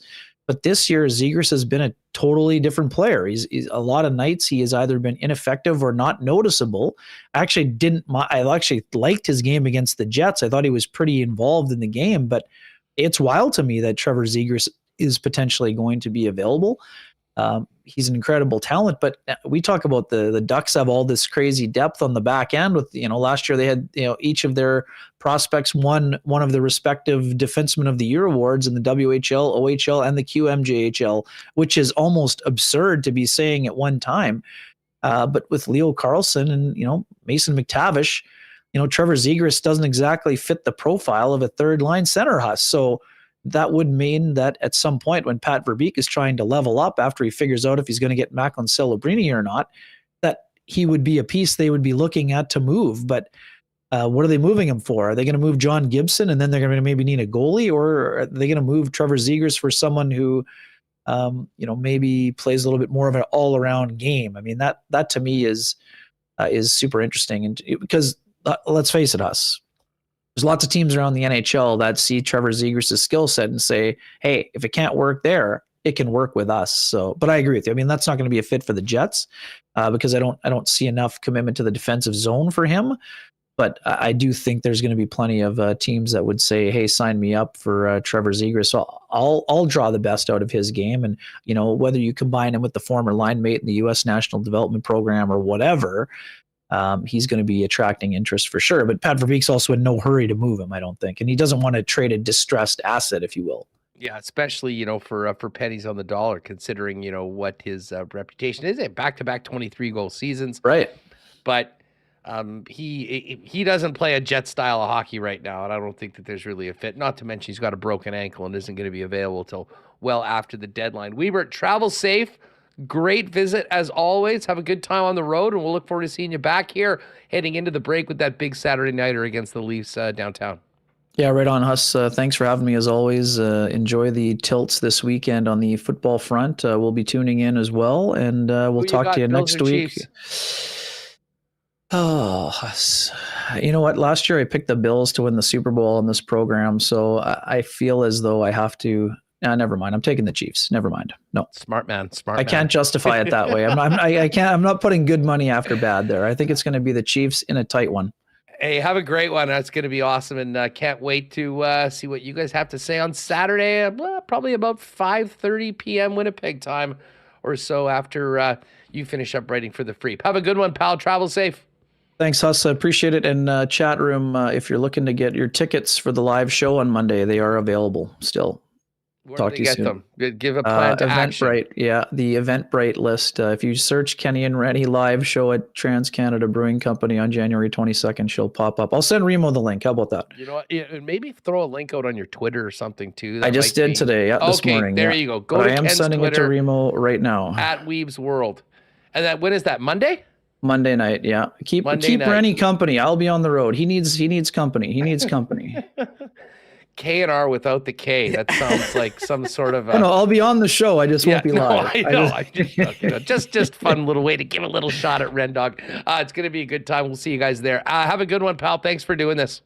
Always a pleasure, Huss. Talk to you soon. All right. And there's Ken. And yes, of course, the guys doing their thing Monday night for the Boston game. And then the Jets are back Saturday night against the Leafs. 2 huge Saturday games coming up. Leaf game, Jan 27th. And then happens to be my birthday, February 10th. Sidney Crosby, future Jet. We laugh about that. But man, what a dream it is. The Penguins coming in on the 10th. And don't forget, this is a great time to get in touch with the Jets about maybe getting back into some season tickets or a package for the rest of the year and making sure you've got the best seats possible for what hopefully will be a long playoff run for the Winnipeg Jets. The goal, of course, is to make up and get those season tickets that have been lost the last couple of years back right now. I know the team will do everything they can to accommodate you for the rest of the season and get ahead of hopefully a big summer to get that season ticket back. It's all available, winnipegjets.com/tickets. But there are options to get back in right now in the building for the number 1 team in the National Hockey League. Speaking of top of the table, when you're thinking fencing and overhead doors, number 1 in Manitoba is Wallace & Wallace. They've been doing it since 1946. And you've seen their fences and trucks all over the city.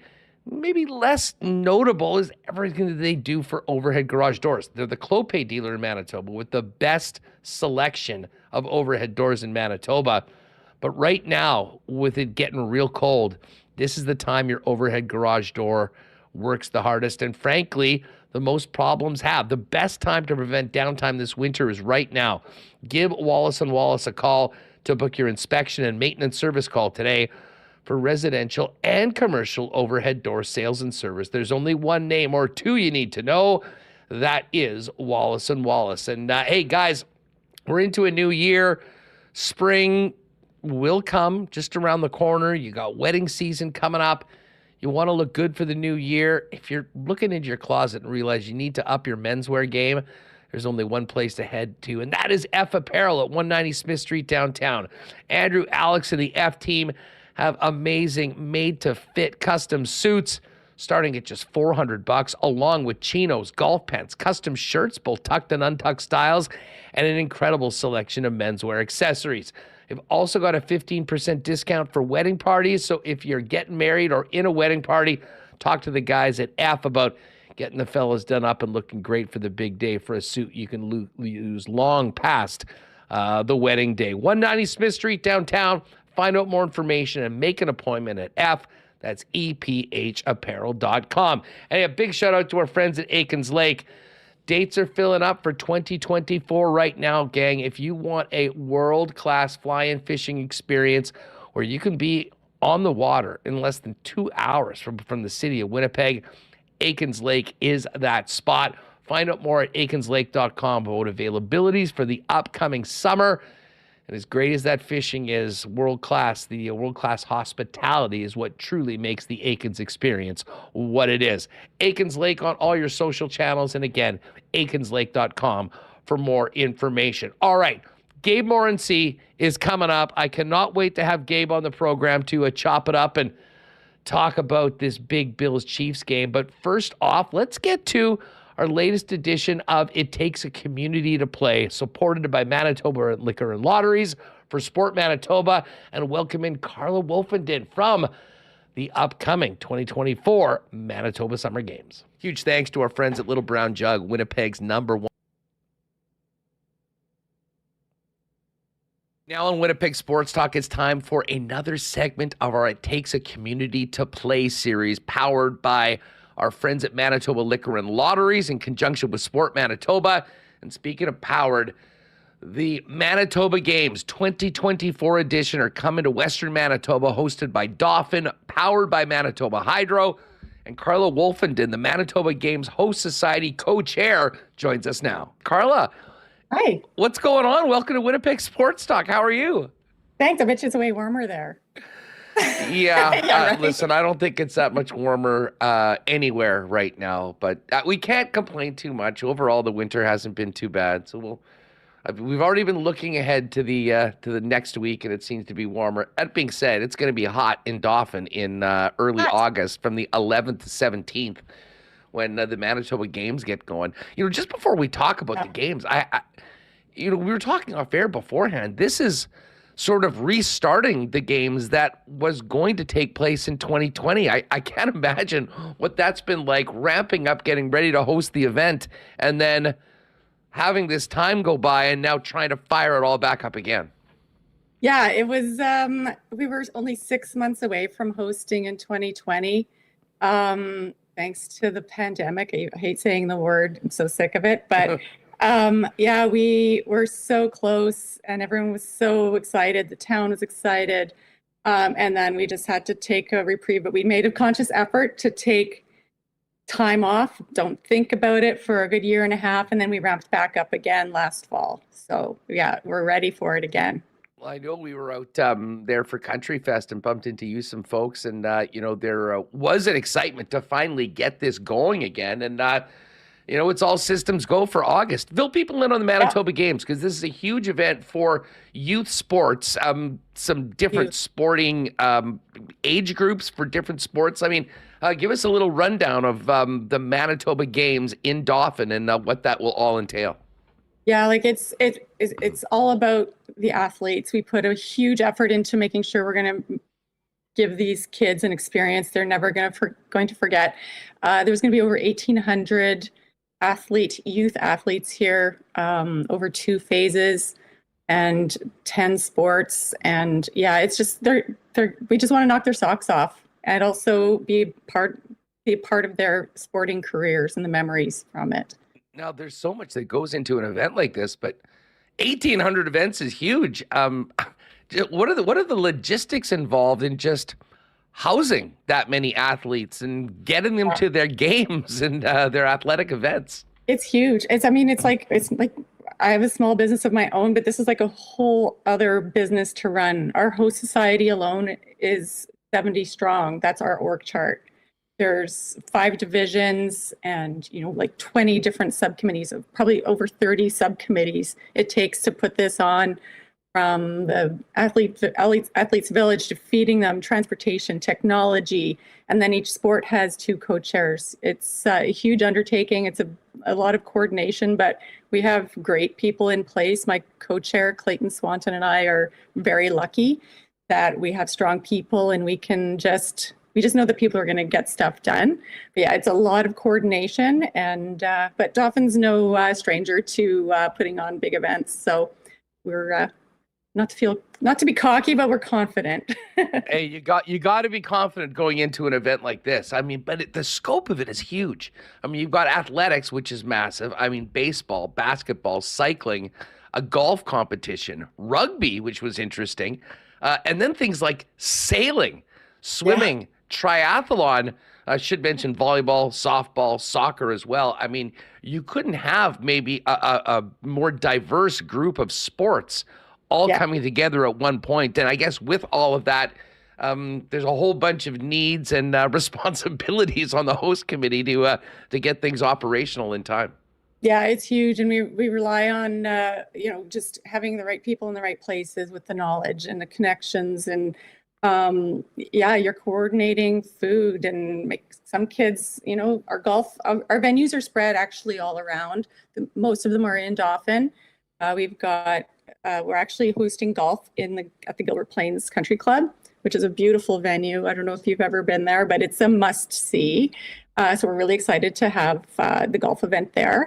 We've got triathlon in Clear Lake and sailing at Manitoba Provincial Park. And so there's all those logistics of getting all those kids out there. And in some cases, equipment, like for mountain biking, we're hosting at Northgate Trails. We've got to get their bikes there. So yeah, there's the big picture, but then as we get closer to the games, we just focus in on those small details that can make or break an event. So speaking with people that have been involved in the Manitoba Games beforehand, as well as people that have been organizing or coaching in it, one of the things that stands out is that for young people, I mean, of this group, there'll be some young people in Manitoba Games that go on and do some incredible things athletically. Yep. But for such a large group, this is, in a lot of times, the pinnacle of what they do as an athlete before they become a young adult. Yeah. And imagine from your standpoint, I mean, it is also to give them a great opportunity to excel in their field, but also to have that games experience, one that they'll never forget. And along with that comes an entire community getting behind it.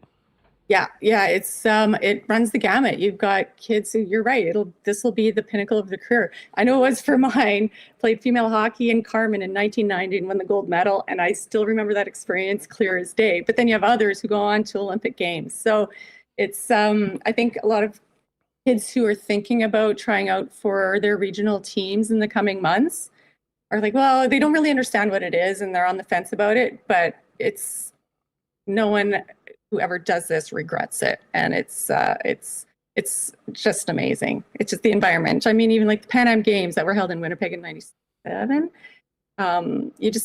city was electric. You could just feel it in the air. And that was the same in 2004, the last time Dauphin hosted the Summer Games. It was just, there was a total vibe in town, and people who didn't sign up to volunteer were clamoring at the door once the game started because they wanted to be a part of it. We always think about the Olympic Games and there's the Athletes Village. How do you house so many young people from all across the province?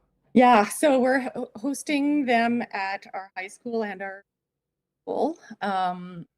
So they'll all be fed at the high school. So we'll have to be transporting kids. Whoever's staying at the middle school will have to go over to the high school. But yeah, we're lucky we have big enough schools to do that. But yeah, it'll entail we'll have to bring in maybe a couple shower trailers and things like that. But yeah, it's an army of people that we need to house and feed, and yeah, it's a big undertaking. Carla Wolfenden is the host society co-chair for the Manitoba Games taking place August 11th to 12th out in the west side of the province in Dauphin, Manitoba. Now, you've got great support. The games are powered by Manitoba Hydro, but in reality, they're actually powered by people in the community. What are the volunteer needs for an event of this scope and scale? Yes, we just started our volunteer drive.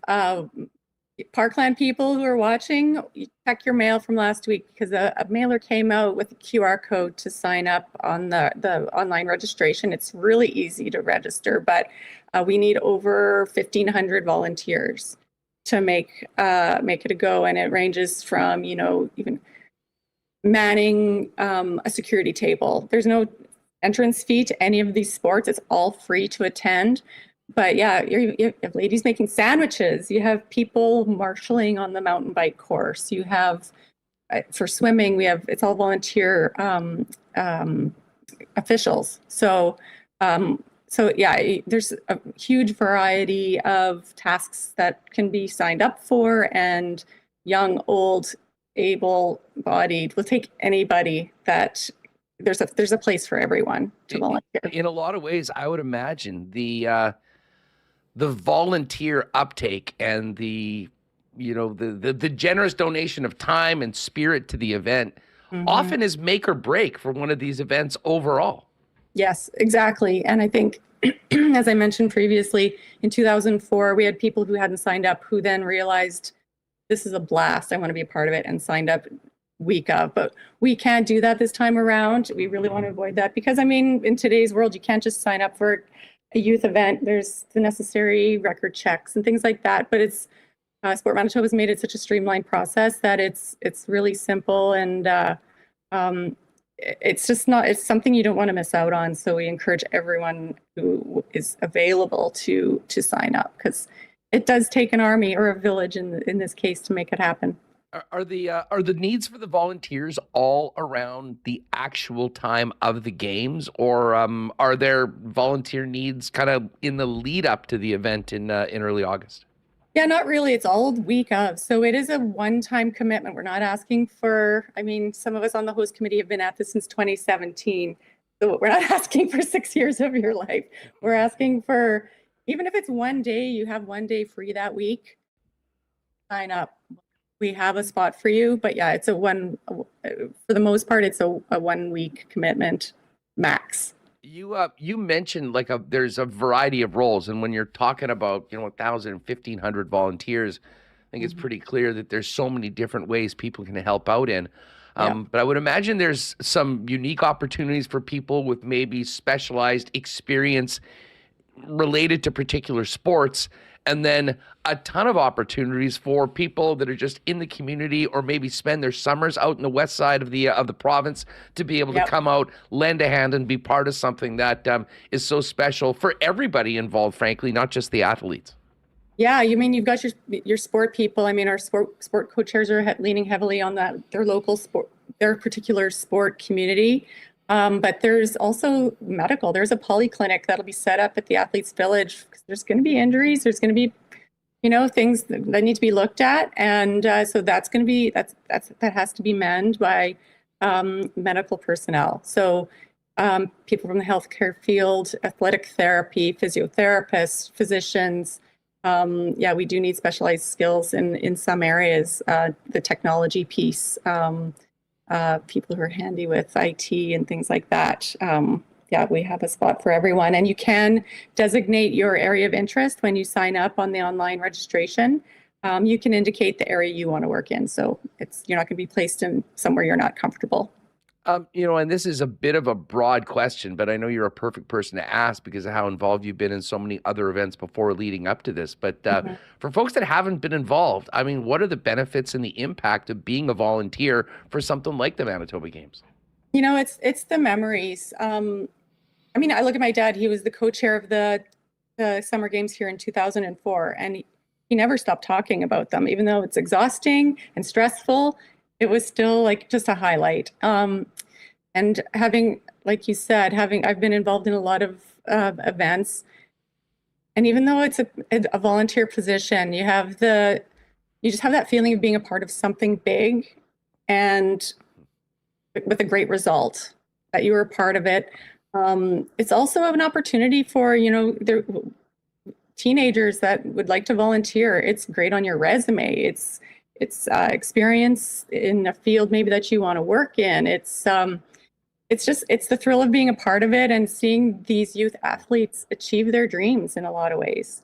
That's a great point you mentioned. To be honest, I didn't think of it until you mentioned, but I do know some people that started off volunteering, as teenagers, high school students, and a couple of them have worked multiple Olympics around the world and doing those sort of things. So I mean, a lot of those grand visions sort of start with an event like this, and on top of it all, and it's whether you're helping make sandwiches or transporting kids back and forth to the events or being officials. When you get to an event like this in the Manitoba Games, which is so special for so many of the athletes, I mean, there really is, I think, a benefit to everyone knowing that they're a part of putting on something that is the highlight of I would say the majority of young athletes' athletic experiences, regardless of what sport they participate in. 100%. And from a community standpoint, we benefit from having events like this because it just gives us an even stronger volunteer base. I mean, I've said it before that we have a community of professional volunteers. We put on Country Fest here every year, Canada's National Ukrainian Festival. They're they're hot. They're not just hokey local events. These are high profile events, and they've got to be polished. So we know that people in those key areas are just they're gonna make it happen, and it's gonna be great. Carla, before we go, I mean, we want to activate some people that are listening today, whether it's live on Winnipeg Sports Talk or through some of the Sport Manitoba channels. The event is August 11th to August 17th out in Dauphin. Give people the rundown how they can get more information on volunteering for the event and also put their name in to start the process to be a part of something so special for the athletes and everybody involved. Yeah, so the best way to do it is through the Sport Manitoba website. There's a Manitoba Games page on their website. The best way I found to find it is just Google Manitoba Games. They'll take you straight to the Sport Manitoba's website. Click the link that says register here, and it takes you directly to the registration page. You just fill in basic information like your name and things like that. You do want a head and shoulders photo of yourself ready. There it is on the screen right now. You can see it'll say upload picture. You can go back to add it later, but it's if you want to get it done, you can have it ready and upload it at that time. But it gets put into a database. We follow up, and it'll just it'll also trigger whether you need a criminal record check or not.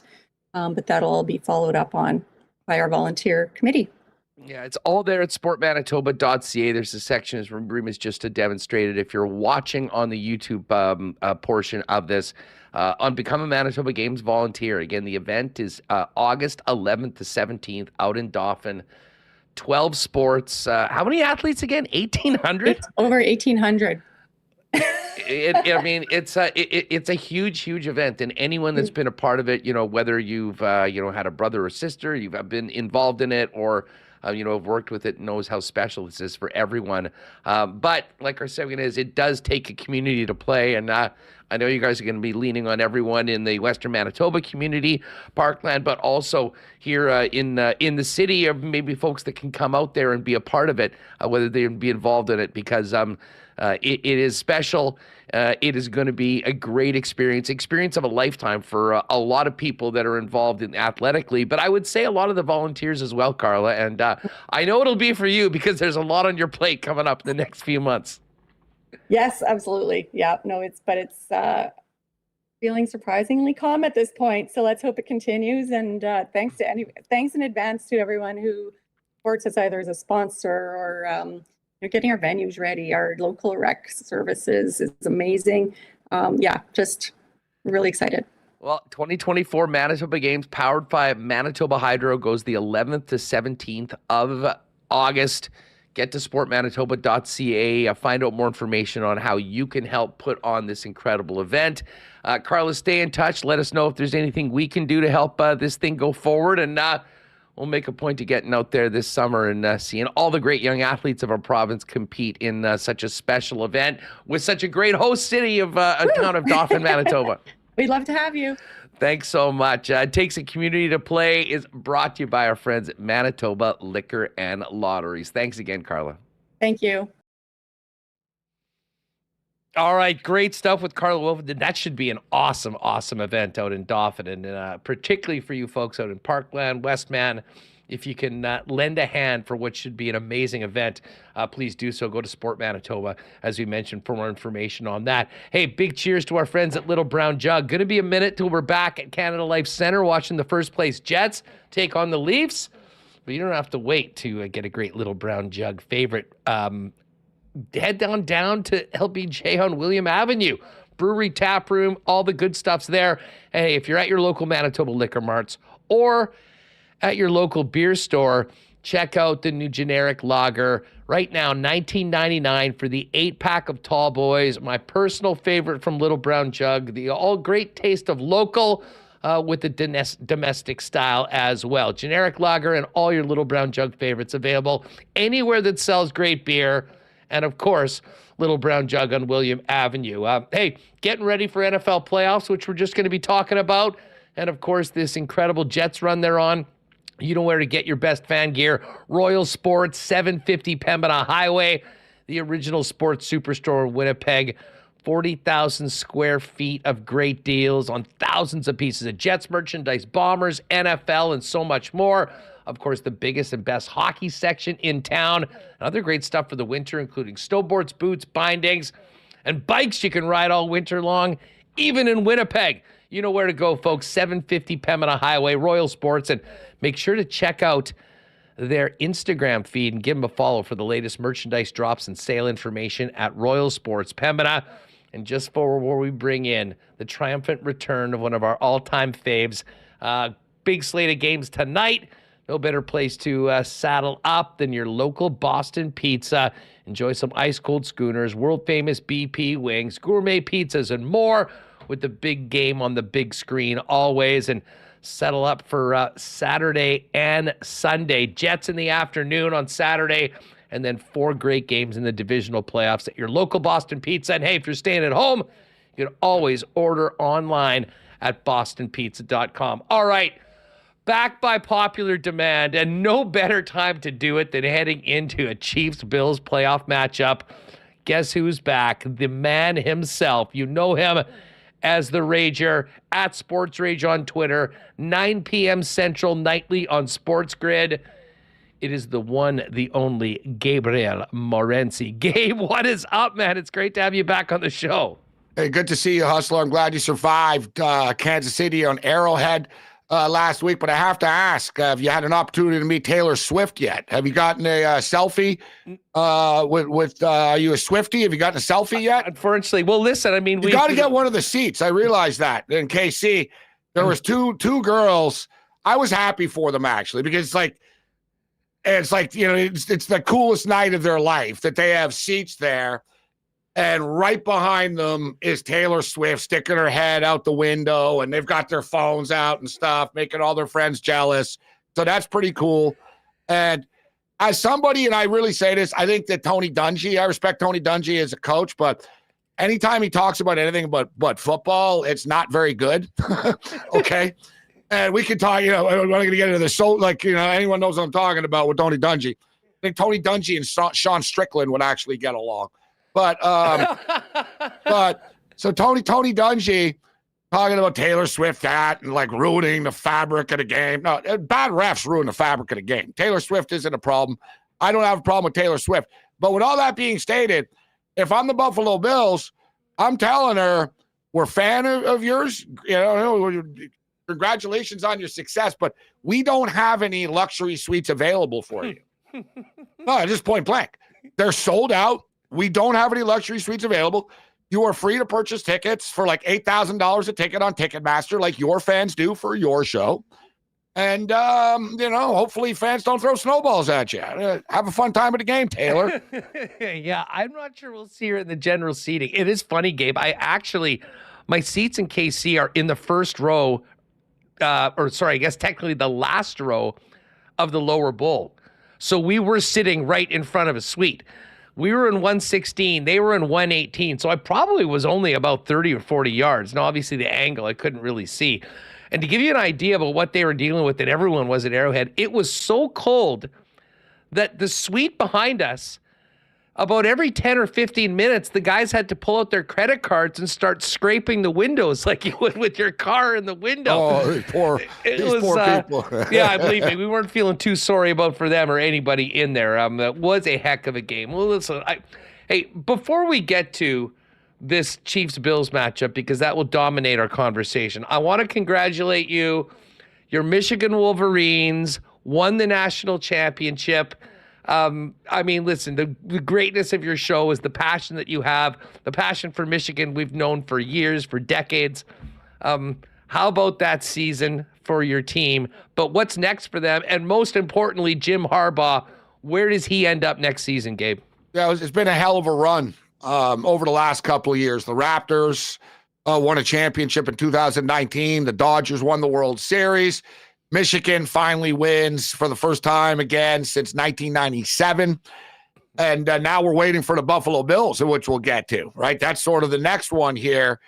And I don't know, it's almost too much. Put it this way. If the Buffalo Bills somehow manage to win the Super Bowl this year, I'm probably going to die like right after. Like I'm going to get hit by lightning or something will happen. It'll be like, all right, you know what? Michigan and the Bills just both won in a span of like 2 months. But the Michigan run was epic.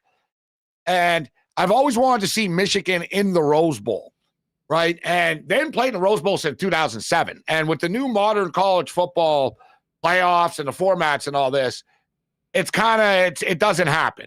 So this year, I was like, there's no way I'm not going. And I bought the tickets before, like when Michigan were like 8-0 and stuff. And I paid like $175 plus tax for Rose Bowl tickets. And I ended up buying a bunch of them, and I ended up selling them, a bunch of them too. And I made a bunch of money off the field. It was a great time. Paid for the trip. Yeah, no, I had all these tickets, and I was like, you know what? All right. And I was selling them for like $600. Like I'd put them online, bro, and it'd sell in like 10 seconds. I was like, all right, I guess I'll just do it again. So I just kept doing it. So, but I bought the tickets in advance. But it was just one of the, and listen, you've been lucky. You travel for your teams. You were there when the Kansas City Royals won and stuff. And you just can't top it, right? When you're seeing your team in some major event. And it really was just one of the best days of my life, sitting in the Rose Bowl. The weather was perfect. Alabama, Michigan. Turned out to be Nick Saban's last game. So I saw Nick Saban's last ever game. Michigan wins in overtime. And then I was like, yeah, we're going to beat Washington. So like, it was the Rose Bowl was the championship almost, but it was super epic to be there. As far as Harbaugh is concerned, he's the type of guy, dude, that whatever you think he's going to do, he's going to do the opposite, right? So it's very difficult to predict what Harbaugh is going to do all the time. I will tell you this. He's really working the media hard. He's playing the behind-the-scenes game hard. Like the president of Michigan is getting attacked now by Michigan fans. They freaking won the national championship 10 days ago, and he's getting attacked online because they hasn't gotten a deal done. Who the hell do you think leaked this, that, Harbaugh needs protection in the contract? Obviously, Harbaugh's camp. Michigan wouldn't leak that. Michigan's not leaking anything. Harbaugh is. And Michigan already promised protection. So Harbaugh's setting up the president of Michigan. Well, they didn't want to, he didn't get the deal done. But at the same point in time, he's leaking stuff about how the Chargers interview went so well. I know our boy Feinberg is a regular on this show. And Feinberg and I were talking on Twitter earlier today, and he goes, Harbaugh's doing a great job of bullying the Spanos into hiring him. Let's just call it out for what it is. Oh, the interview went great. Where'd that come from? Right? He wants to be like all this stuff through Schefter, who happens to have went to Michigan. Right? So Harbaugh's really playing the media game here right now, Hustler. But anybody is lying if they said they know what he's really going to do. I think the Falcon job is more attractive than the Charger job, personally. The Charger job sucks, all right? Yeah, you got to deal with Mahomes. Mahomes still going to be around for a while. Denver's not going to, Denver's coming on. They're going to figure it out. They just got to get a quarterback, and they'll figure it out with Peyton. The Raiders don't suck. And the Chargers have an aging roster. Everybody's hurt all the time. You're second fiddle to the city. Spanos doesn't spend money. There's not a lot of positives about it. You take the Atlanta Falcon job, you're in a division, and the Tampa Bay Buccaneers are one win away from the NFC Conference Championship game right now. Tom Brady wasn't stupid when he went to the NFC South. You can go, if Harbaugh went take over the Falcons, you've got Bijan Robinson, you've got Pitts, you've got Drake London, you've got a good young defense. They literally are a coach and a quarterback away, the Atlanta Falcons, from being contenders in the NFC. That's a great job. But I think they're going to end up giving it to Belichick. But I'll tell you what, we'll get to the Bills game, I know, but I'll tell you what, I think Harbaugh is going to end up staying in Michigan. At all the media drama and all this, he's going to end up squeezing like $25 million a year out of Michigan, and he's going to end up staying there, and he's going to say, I don't know what all that talk was about. Oh, it was media. All the media. Yeah. Media. Well, it's media. Don't believe what you read online. Gabe, let's get to NFL on the weekend. And before we get to the main event, Saturday, we've got the Texans after that incredible win over Cleveland in Baltimore as 9.5-point favorites, and the Packers with Jordan Love in Frisco as 9.5-point favorites. Do you see either of these games being close, and are you on the dog on either of them at this point in the week? Listen, it's super dangerous, man, to be betting on these underdogs. You see these teams play on Wild Card weekend. We remember what we saw last. And then you remember there's levels to this stuff. And you're like, oh, yeah, that's why they were the 7 seed and that team was the 1 seed, right? And, there's sort of levels and tiers to this stuff. But at the same point in time, I don't buy in the same way that I didn't buy into to Dallas last week. Baltimore's going to have to prove it in the postseason. They've had a lot of postseason failures over the years. And I'm a big Harbaugh guy, and there's part of me that thinks there could be this Harbaugh double dip championship this year, right? Harbaugh wins the Super Bowl, Harbaugh wins the national championship. Wouldn't shock me. But at the same point in time, CJ Stroud doesn't play like a rookie. He's not really a rookie. And as they say at the end of the year when you're in the playoffs, nobody's a rookie anymore. So he doesn't play like a rookie. And I tell you what, man, I think the Ryans can come up with something defensively. We're talking about he was a great defensive coordinator with the San Francisco 49ers. The guy was a great linebacker in his day. I think if there's something to this, bro, when you're playing against Lamar Jackson, if you are a defensive coach, like if you're an offensive guy, you're not going to have a lot of answers for him, right? You know what I'm saying? Yeah, I'm an offensive guru and stuff. You're just going to think, well, I'm going to try to outscore Lamar Jackson. Ryans was like the guy's a stud. He's one of the best. He's a great linebacker, right? Great player. He's a very smart defensive guy. They're going to have some little tricks and stuff that Lamar hasn't seen before that they're going to throw at him. And that's the one thing teams have been really good at in the playoffs with Lamar Jackson is changing things up, right? And I'm not in Lamar. I think Lamar is awesome. So I'm not one of these, well, let's make him throw the ball type of guys. But let's make him throw the ball. Let's change their offense up a little bit by just throwing them off. You don't have to get to them, but disrupt them a little bit. I'm taking the Houston Texans plus the 9.5. All right, I'm taking the Texans plus the 9.5. I'm taking the Green Bay Packers plus the 9.5 against the San Francisco 49ers. But I'll tell you what, I really like the team totals more in that game. It's going to be a track meet. All right, like San Francisco's going to score.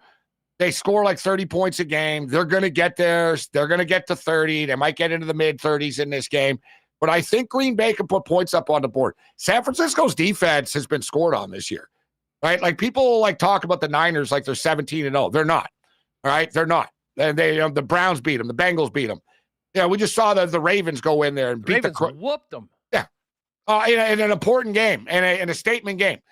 So this whole like people, San Francisco this, San Francisco that. Okay, this one could get away from me. I understand it's risky taking the underdogs here. At worst, we'll go 1-1.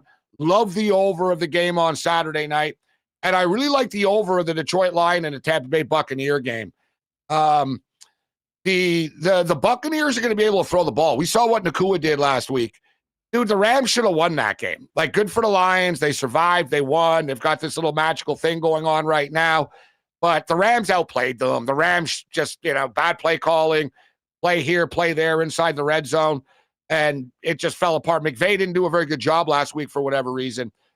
The Bucs are playing with house money. Baker Mayfield is good against the blitz. They blitz the crap out of Stafford, who's not good against the blitz.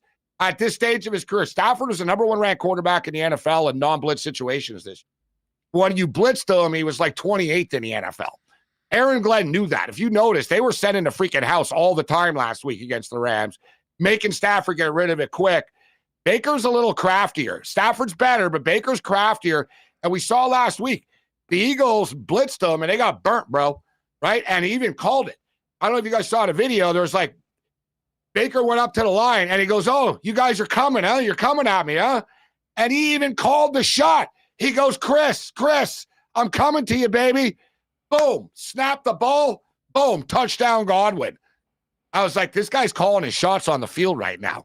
Don't underestimate Baker plus the points in this game, Hustler. No, listen, I was all over Tampa on the money line. I was over on the Baker props, and it all came through. And they can stop the run, too, and that's a big advantage of the Lions. I think this one is going to be a tight one, as cool as it would be to see the Lions get the win. All right, main event. Detroit win, but they don't cover. And I don't like saying that because normally teams that win and cover, I hate that. Well, I like it at 3.5, but I don't like it at 4 type of stuff. But look at last week. They didn't cover. The Rams covered the 3, right? They won by 1. Now they got to win by 7. You're asking a lot. Like, I get that. To me, I get the feeling the Lions win this game like 27-24, 28-24 type of deal, which is Bucks cover and over. They find a way to make it happen. All right, the main event, your Bills, my Chiefs. Where's your confidence level going into this one? Why will this one be different from a Bills perspective than the other times these teams have met in the playoffs? I could be wrong about this, at least as far as my personal feeling, but I almost feel like the Michigan-Washington game. I have like zero nerves about this game. I just feel like, yeah, Buffalo will win this football game. I think Buffalo are the better football team. I think they have the momentum right now. I think Josh Allen. I think you've seen. I'm sure you've seen this before, Hustler, and I've used the hockey analogies before. Remember the Tampa Bay Lightning, right? The Lightning used to win a President's Cup all the time, and they would this and that, and this guy scores all these goals, and then they would fall short in the playoffs. And it was when people sort of gave up on them in the pandemic year. And yeah, whatever. No one's really, they should fire Cooper. What happened? They won, then they won again after. I keep coming back to John Elway with Josh Allen. There's going to be that point where he breaks through and he wins. He's too good not to. Like the football gods are going to reward this guy for running through walls. And I get the feeling that it's just one of those he will not be denied type of games on Sunday against Mahomes and the Chiefs. I'm not going to lie to you, Hustler, and tell you I don't have massive concerns about the Buffalo Bills injuries right now on the defensive side of the football. And I keep hitting refresh every half an hour, hoping to find out this guy's back and that guy's going to be fine. But the Bills were missing 7 starters at one point in that game last week. They literally had 7 backup, second string or third string guys on the field defensively as the game went on last week. I tell you right now, I'm going to be betting a lot of money on Travis Kelce's over 5.5 reception prop. He might get that on the first drive, Carver. And I told Carver this and Pharrell, and I'm telling you, Hustler, now, he might get that on the first drive. All right. And I bet the Kelce prop last week. I think there's going to be points in this game, as good as KC's defense has been and Buffalo's defense, even with the injuries. Buffalo are getting a pass rush right now, Hustler, going. But I'll tell you what, I think that you're going to have to outscore, because I think the Chiefs are going to be able to score on this Bills defense a bit. We saw the Steelers move the ball on them. I think the Chiefs are going to get into the 20s, and we're going to have another one of these classics. I think it's going to be a super close game. I come back to the similar type of score here, 28, 27, 24 type of deal. I don't think it's a track meet where it's like 38, 35 like we've seen in the past. I just think it's a close, efficient game. A play here, a play there is going to be the difference maker. Maybe a special teams play like Hardy made a couple of weeks ago. But I think Buffalo are going to survive, and I'll go back to the same type of score, 27-24 type of deal. You mentioned the Chiefs defense, and I mean, from my perspective, why I have a lot of confidence that they can go in and win this game is the fact that this defense is the best defense in the Mahomes era. And when you look at what Jarius Sneed has done this year, when you look at what McDuffie's done to top flight receivers like Tyreek Hill last week, although very, very strange and brutal scenario for the Miami Dolphins to be in, they can. And weather's not going to be a factor this week. Yeah, the weather's pretty nice by Buff. Let's just be real. -4 by Canadian standards. Come on, bro. Yeah, and listen, I don't think that really, if it's really cold, it favors either team. I mean, I know the Chiefs have won in the cold before, but Buffalo's used to playing in the cold. No, but Buffalo, the better the weather is better for the Bills. The Bills are actually not a good cold weather team. It's the biggest myth about Josh Allen. Yeah, he's not a good cold weather quarterback. And it's funny because you read previews and you hear people all the time, well, it's windy and that's a big advantage for Josh Allen. And he's got the arm strength. Yeah, he's got the arm strength. He throws it into the parking lot. He's been there years. I swear to God, he's never figured out the wind in that stadium. He's never figured, you know what? Maybe I should just lob it and it'll still sail. He still does it got away from me. I forget who it was last week he overthrew. I think it was Diggs. He overthrew Diggs. He had him wide open. It happens to him every home game in bad weather. Watch. Allen will have someone wide open, and he'll sail it over his head because he throws it too hard. I'm telling you. To me, the thing that makes Josh Allen so dangerous. His legs. Exactly. I mean, that 52-yarder he had last week. And he's willing to use them. Jalen Hurts had one rushing attempt for 5 yards. That's pathetic, right? That's that means you don't care. Like every quarterback runs in the playoffs. Like that's the old John Elway thing, the helicopter into the end zone, right? That's what would worry me. Josh Allen will not be denied. He is going to will them to victory. Well, the thing is, I'll say the same thing about Mahomes, and it always happens. Like, this isn't Skylar Thompson on the other side. No. This isn't Mason Rudolph. This is And Patrick let's see, this is freaking Mahomes' first ever road playoff game. Yeah, I know, which just goes to show how crazy dominant that this team's been since he's been there. But Gabe, let me ask you this, because we know and how bad the division is. We know. Okay, we'll take it.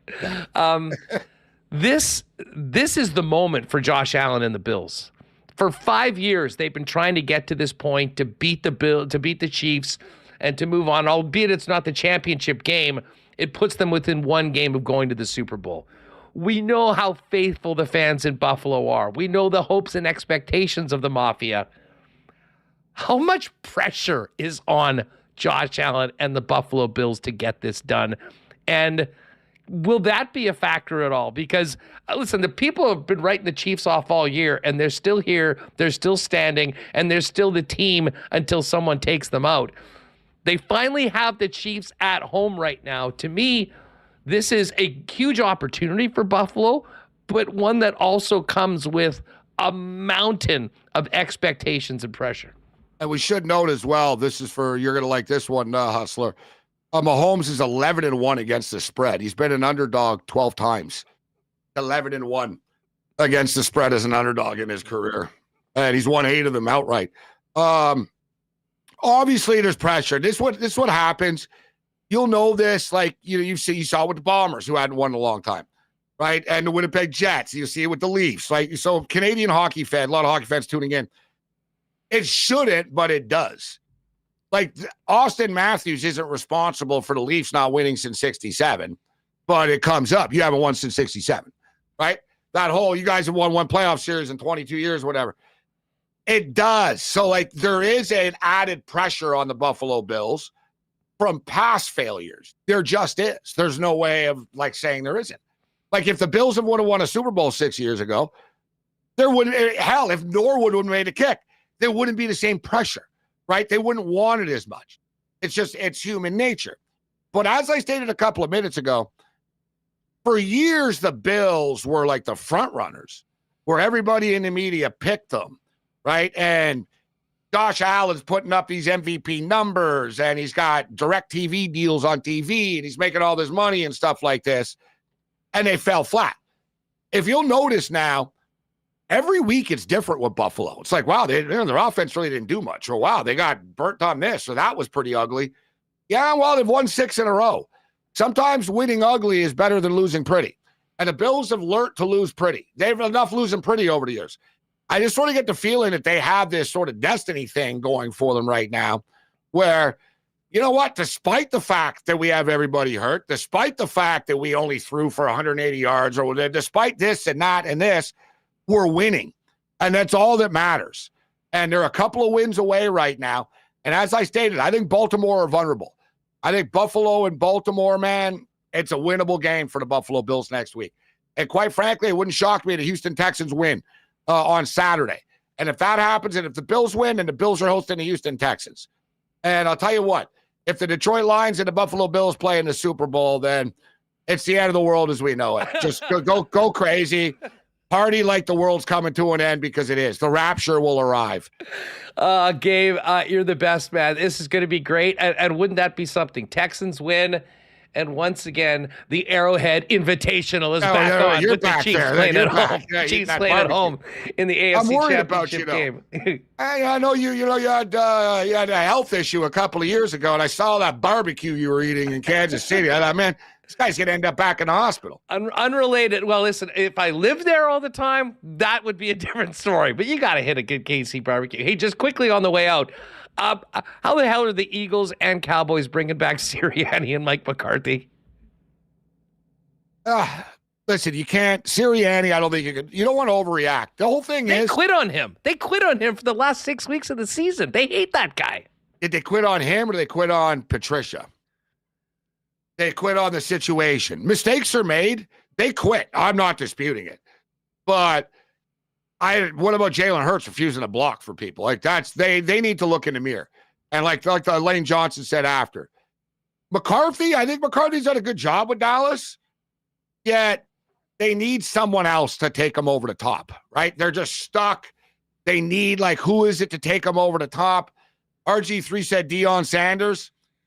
I don't know if Deion Sanders has the X's and O's experience yet, but worse people have been hired than him.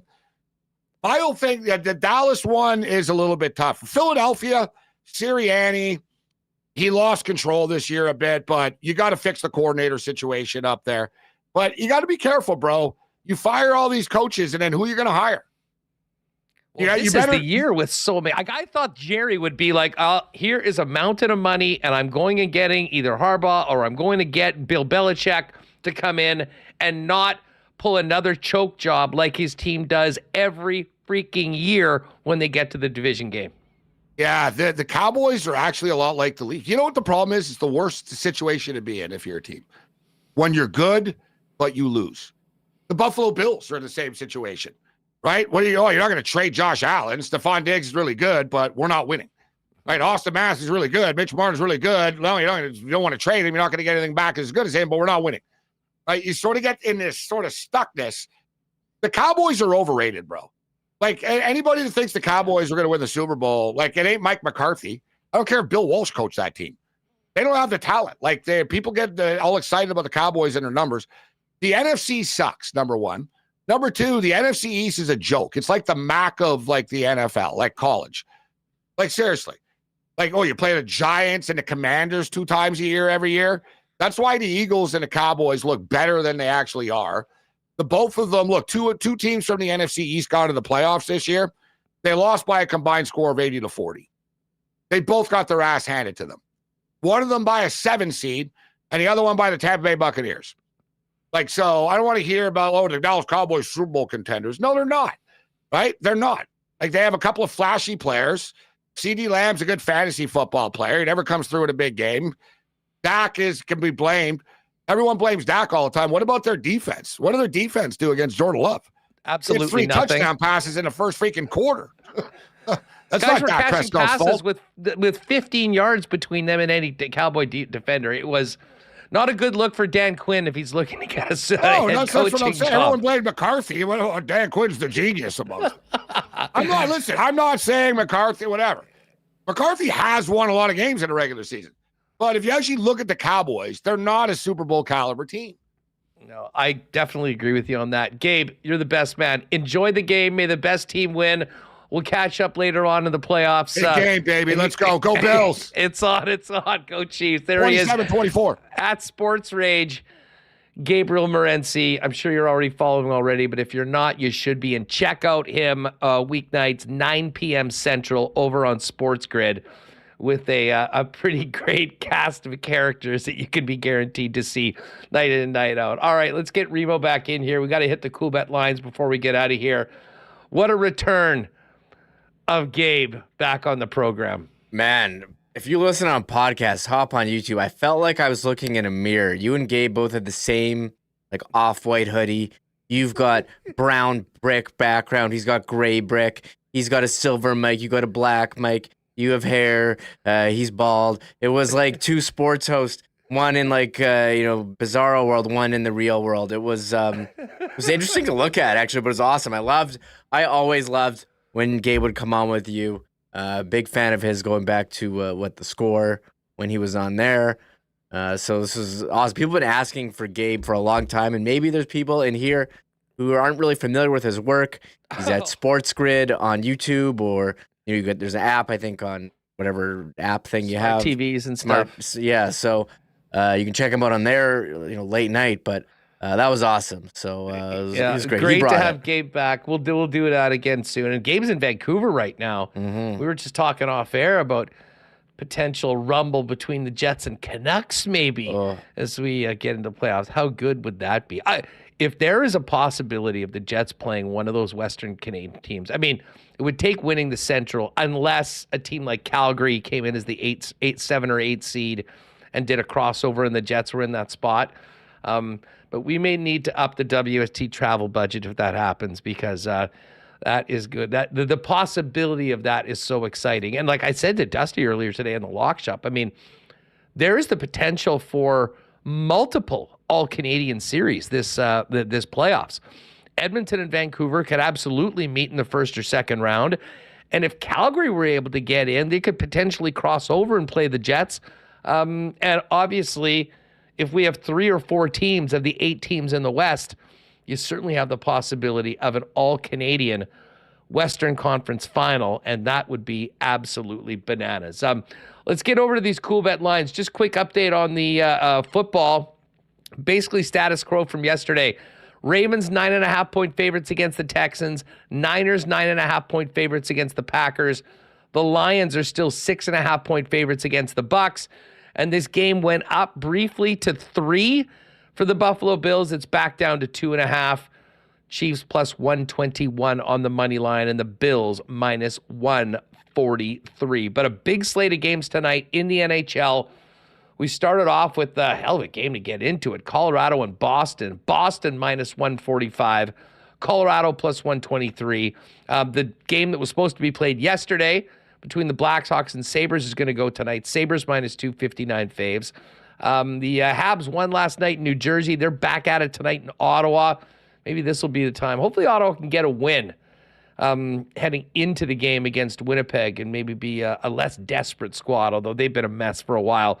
Ottawa minus 181 faves. Dallas is minus 138 road favorites in Philly against the Flyers. Flyers have been much better on the road than at home. Dallas has one of the best road records in the NHL. We'll get to that in our lock shop parlay. We've got the Lightning now minus 136 favorites against the Minnesota Wild. The Blues are in D.C. to take on the Caps. Caps minus 116 faves. And the Leafs, losers of 4 straight, blowing leads in all 4. They're in Calgary tonight. Leafs minus 144 favorites. And the Calgary Flames plus 122 home dogs. Might take a sprinkle on Calgary just for fun tonight. Kraken just for fun. Great.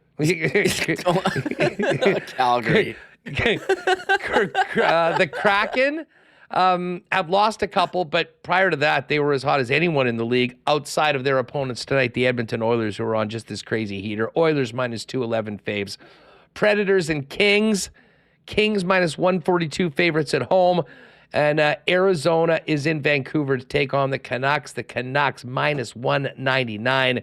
And the nightcap, the Vegas Golden Knights taking on the Rangers. Remis, have you seen the IR list for the Vegas Golden Knights? Jack Eichel's on there. Shea Theodore is on there. Is Aiden Hill on there as well? Aiden Hill's on there. Okay. William Karlsson is on there right now. Ben Hutton, William Carrier, and now they just added Mike Amadio, who is day to day. But what's crazy when you look at the Knights roster, they've only got 11 forwards right now. So they're shorthanded. Half their lineup is out. I don't mind the Rangers in that spot, which brings us to our partner parlay in the lock shop today. We are liking Dallas to win on the road in Philly, the Lightning to win at home against the Wild, and the Rangers to beat Vegas. That one was plus 420 or so. The guys gave us a very nice boost up to plus 490. So if you want to jump on that with Dusty and myself, Dallas, Tampa, and New York Rangers, plus 490, all to win tonight. That's in the Coolbet exclusives. And the Nasty Chat fires up. We've got Rod Z and Duck Dad, a bunch of the characters in there firing out some shot props. If you like to dabble in shot props, Tage Thompson, Zach Hyman, and Philip Forsberg, all to have 4 shots or more. That one is plus 625. And I think that the EST guys cranked one out for the Oiler game tonight. A single gamer, McDavid 2 points, Evander Kane 1 point, Kraken team total under 2.5, and Oilers win in regulation plus 650. Those are all available at the Coolbet exclusives. And if you haven't played a Coolbet before, use the promo code WST for a 100% bonus up to $200 on your first deposit. And tomorrow in the lock shop, join us at noon, our official picks and breakdowns of all 4 games in the divisional playoffs of the National Football League. And as I said, Remis, earlier, I love the fact that we've got a couple days to relax outside of Jet games. And it just gives us a little more time to talk about, for my money, the best weekend of the year. 8 teams, 4 standalone games to get to the conference championships. It's actually, yeah, it is nice. Get to catch up on stuff, free evening, talk about some different topics here. So, yeah, Jets with a couple of days off, get rested and recovered, because big week coming up next where they go to Toronto, and then Toronto comes here. I actually saw there are still, like, if you just want to join the group us, there's some cheaper single tickets in section 316, the WST section, which I'm getting fired up for. Yeah, it's pretty reasonable, because if regular tickets are a bit more for that game. So yeah, well, big time, and that's an A game, and obviously everything goes up. So yeah, if you're able to get snag a ticket for that one on Saturday. We'll be in section 316. We'll be hanging out in that bar before the game, and hopefully leaving with big smiles on our faces at the expense of the Leaf fans and getting our first win as part of the WST group. But wow, we went long, but it was worth it with Gabe. Started a little late today, so but we do got to get out to get this podcast up for everybody. Thanks again to all the sponsors that make this show happen every day. Big thanks to Carla Wolfenden for our Sport Manitoba visit. It takes a community to play, and of course supported by Manitoba Liquor and Lotteries. Ken Wiebe, great stuff with Wiebe. Travel safe to Ken, and the one and only Gabriel Morency. Lots of games tonight. Enjoy the action. We'll be back tomorrow. We'll have Rowicki jump on. We will have Scott Billick, Alex Adams in Ottawa to set up Jets Sens on Saturday. And, of course, Hacksaw's NFL Notebook with lots of coaching intrigue around the league, and the final 8, which will be whittled down to 4 on Saturday and Sunday. For Michael Remis, I'm Andrew Paterson. Have a great one. We'll see you tomorrow at 1 right here on WST. Oh, my God! Oh! Shut it down! Let's go home! Thanks for tuning in to Winnipeg Sports Talk Daily. Make sure to subscribe on YouTube and your favorite podcast feed at winnipegsportstalk.com.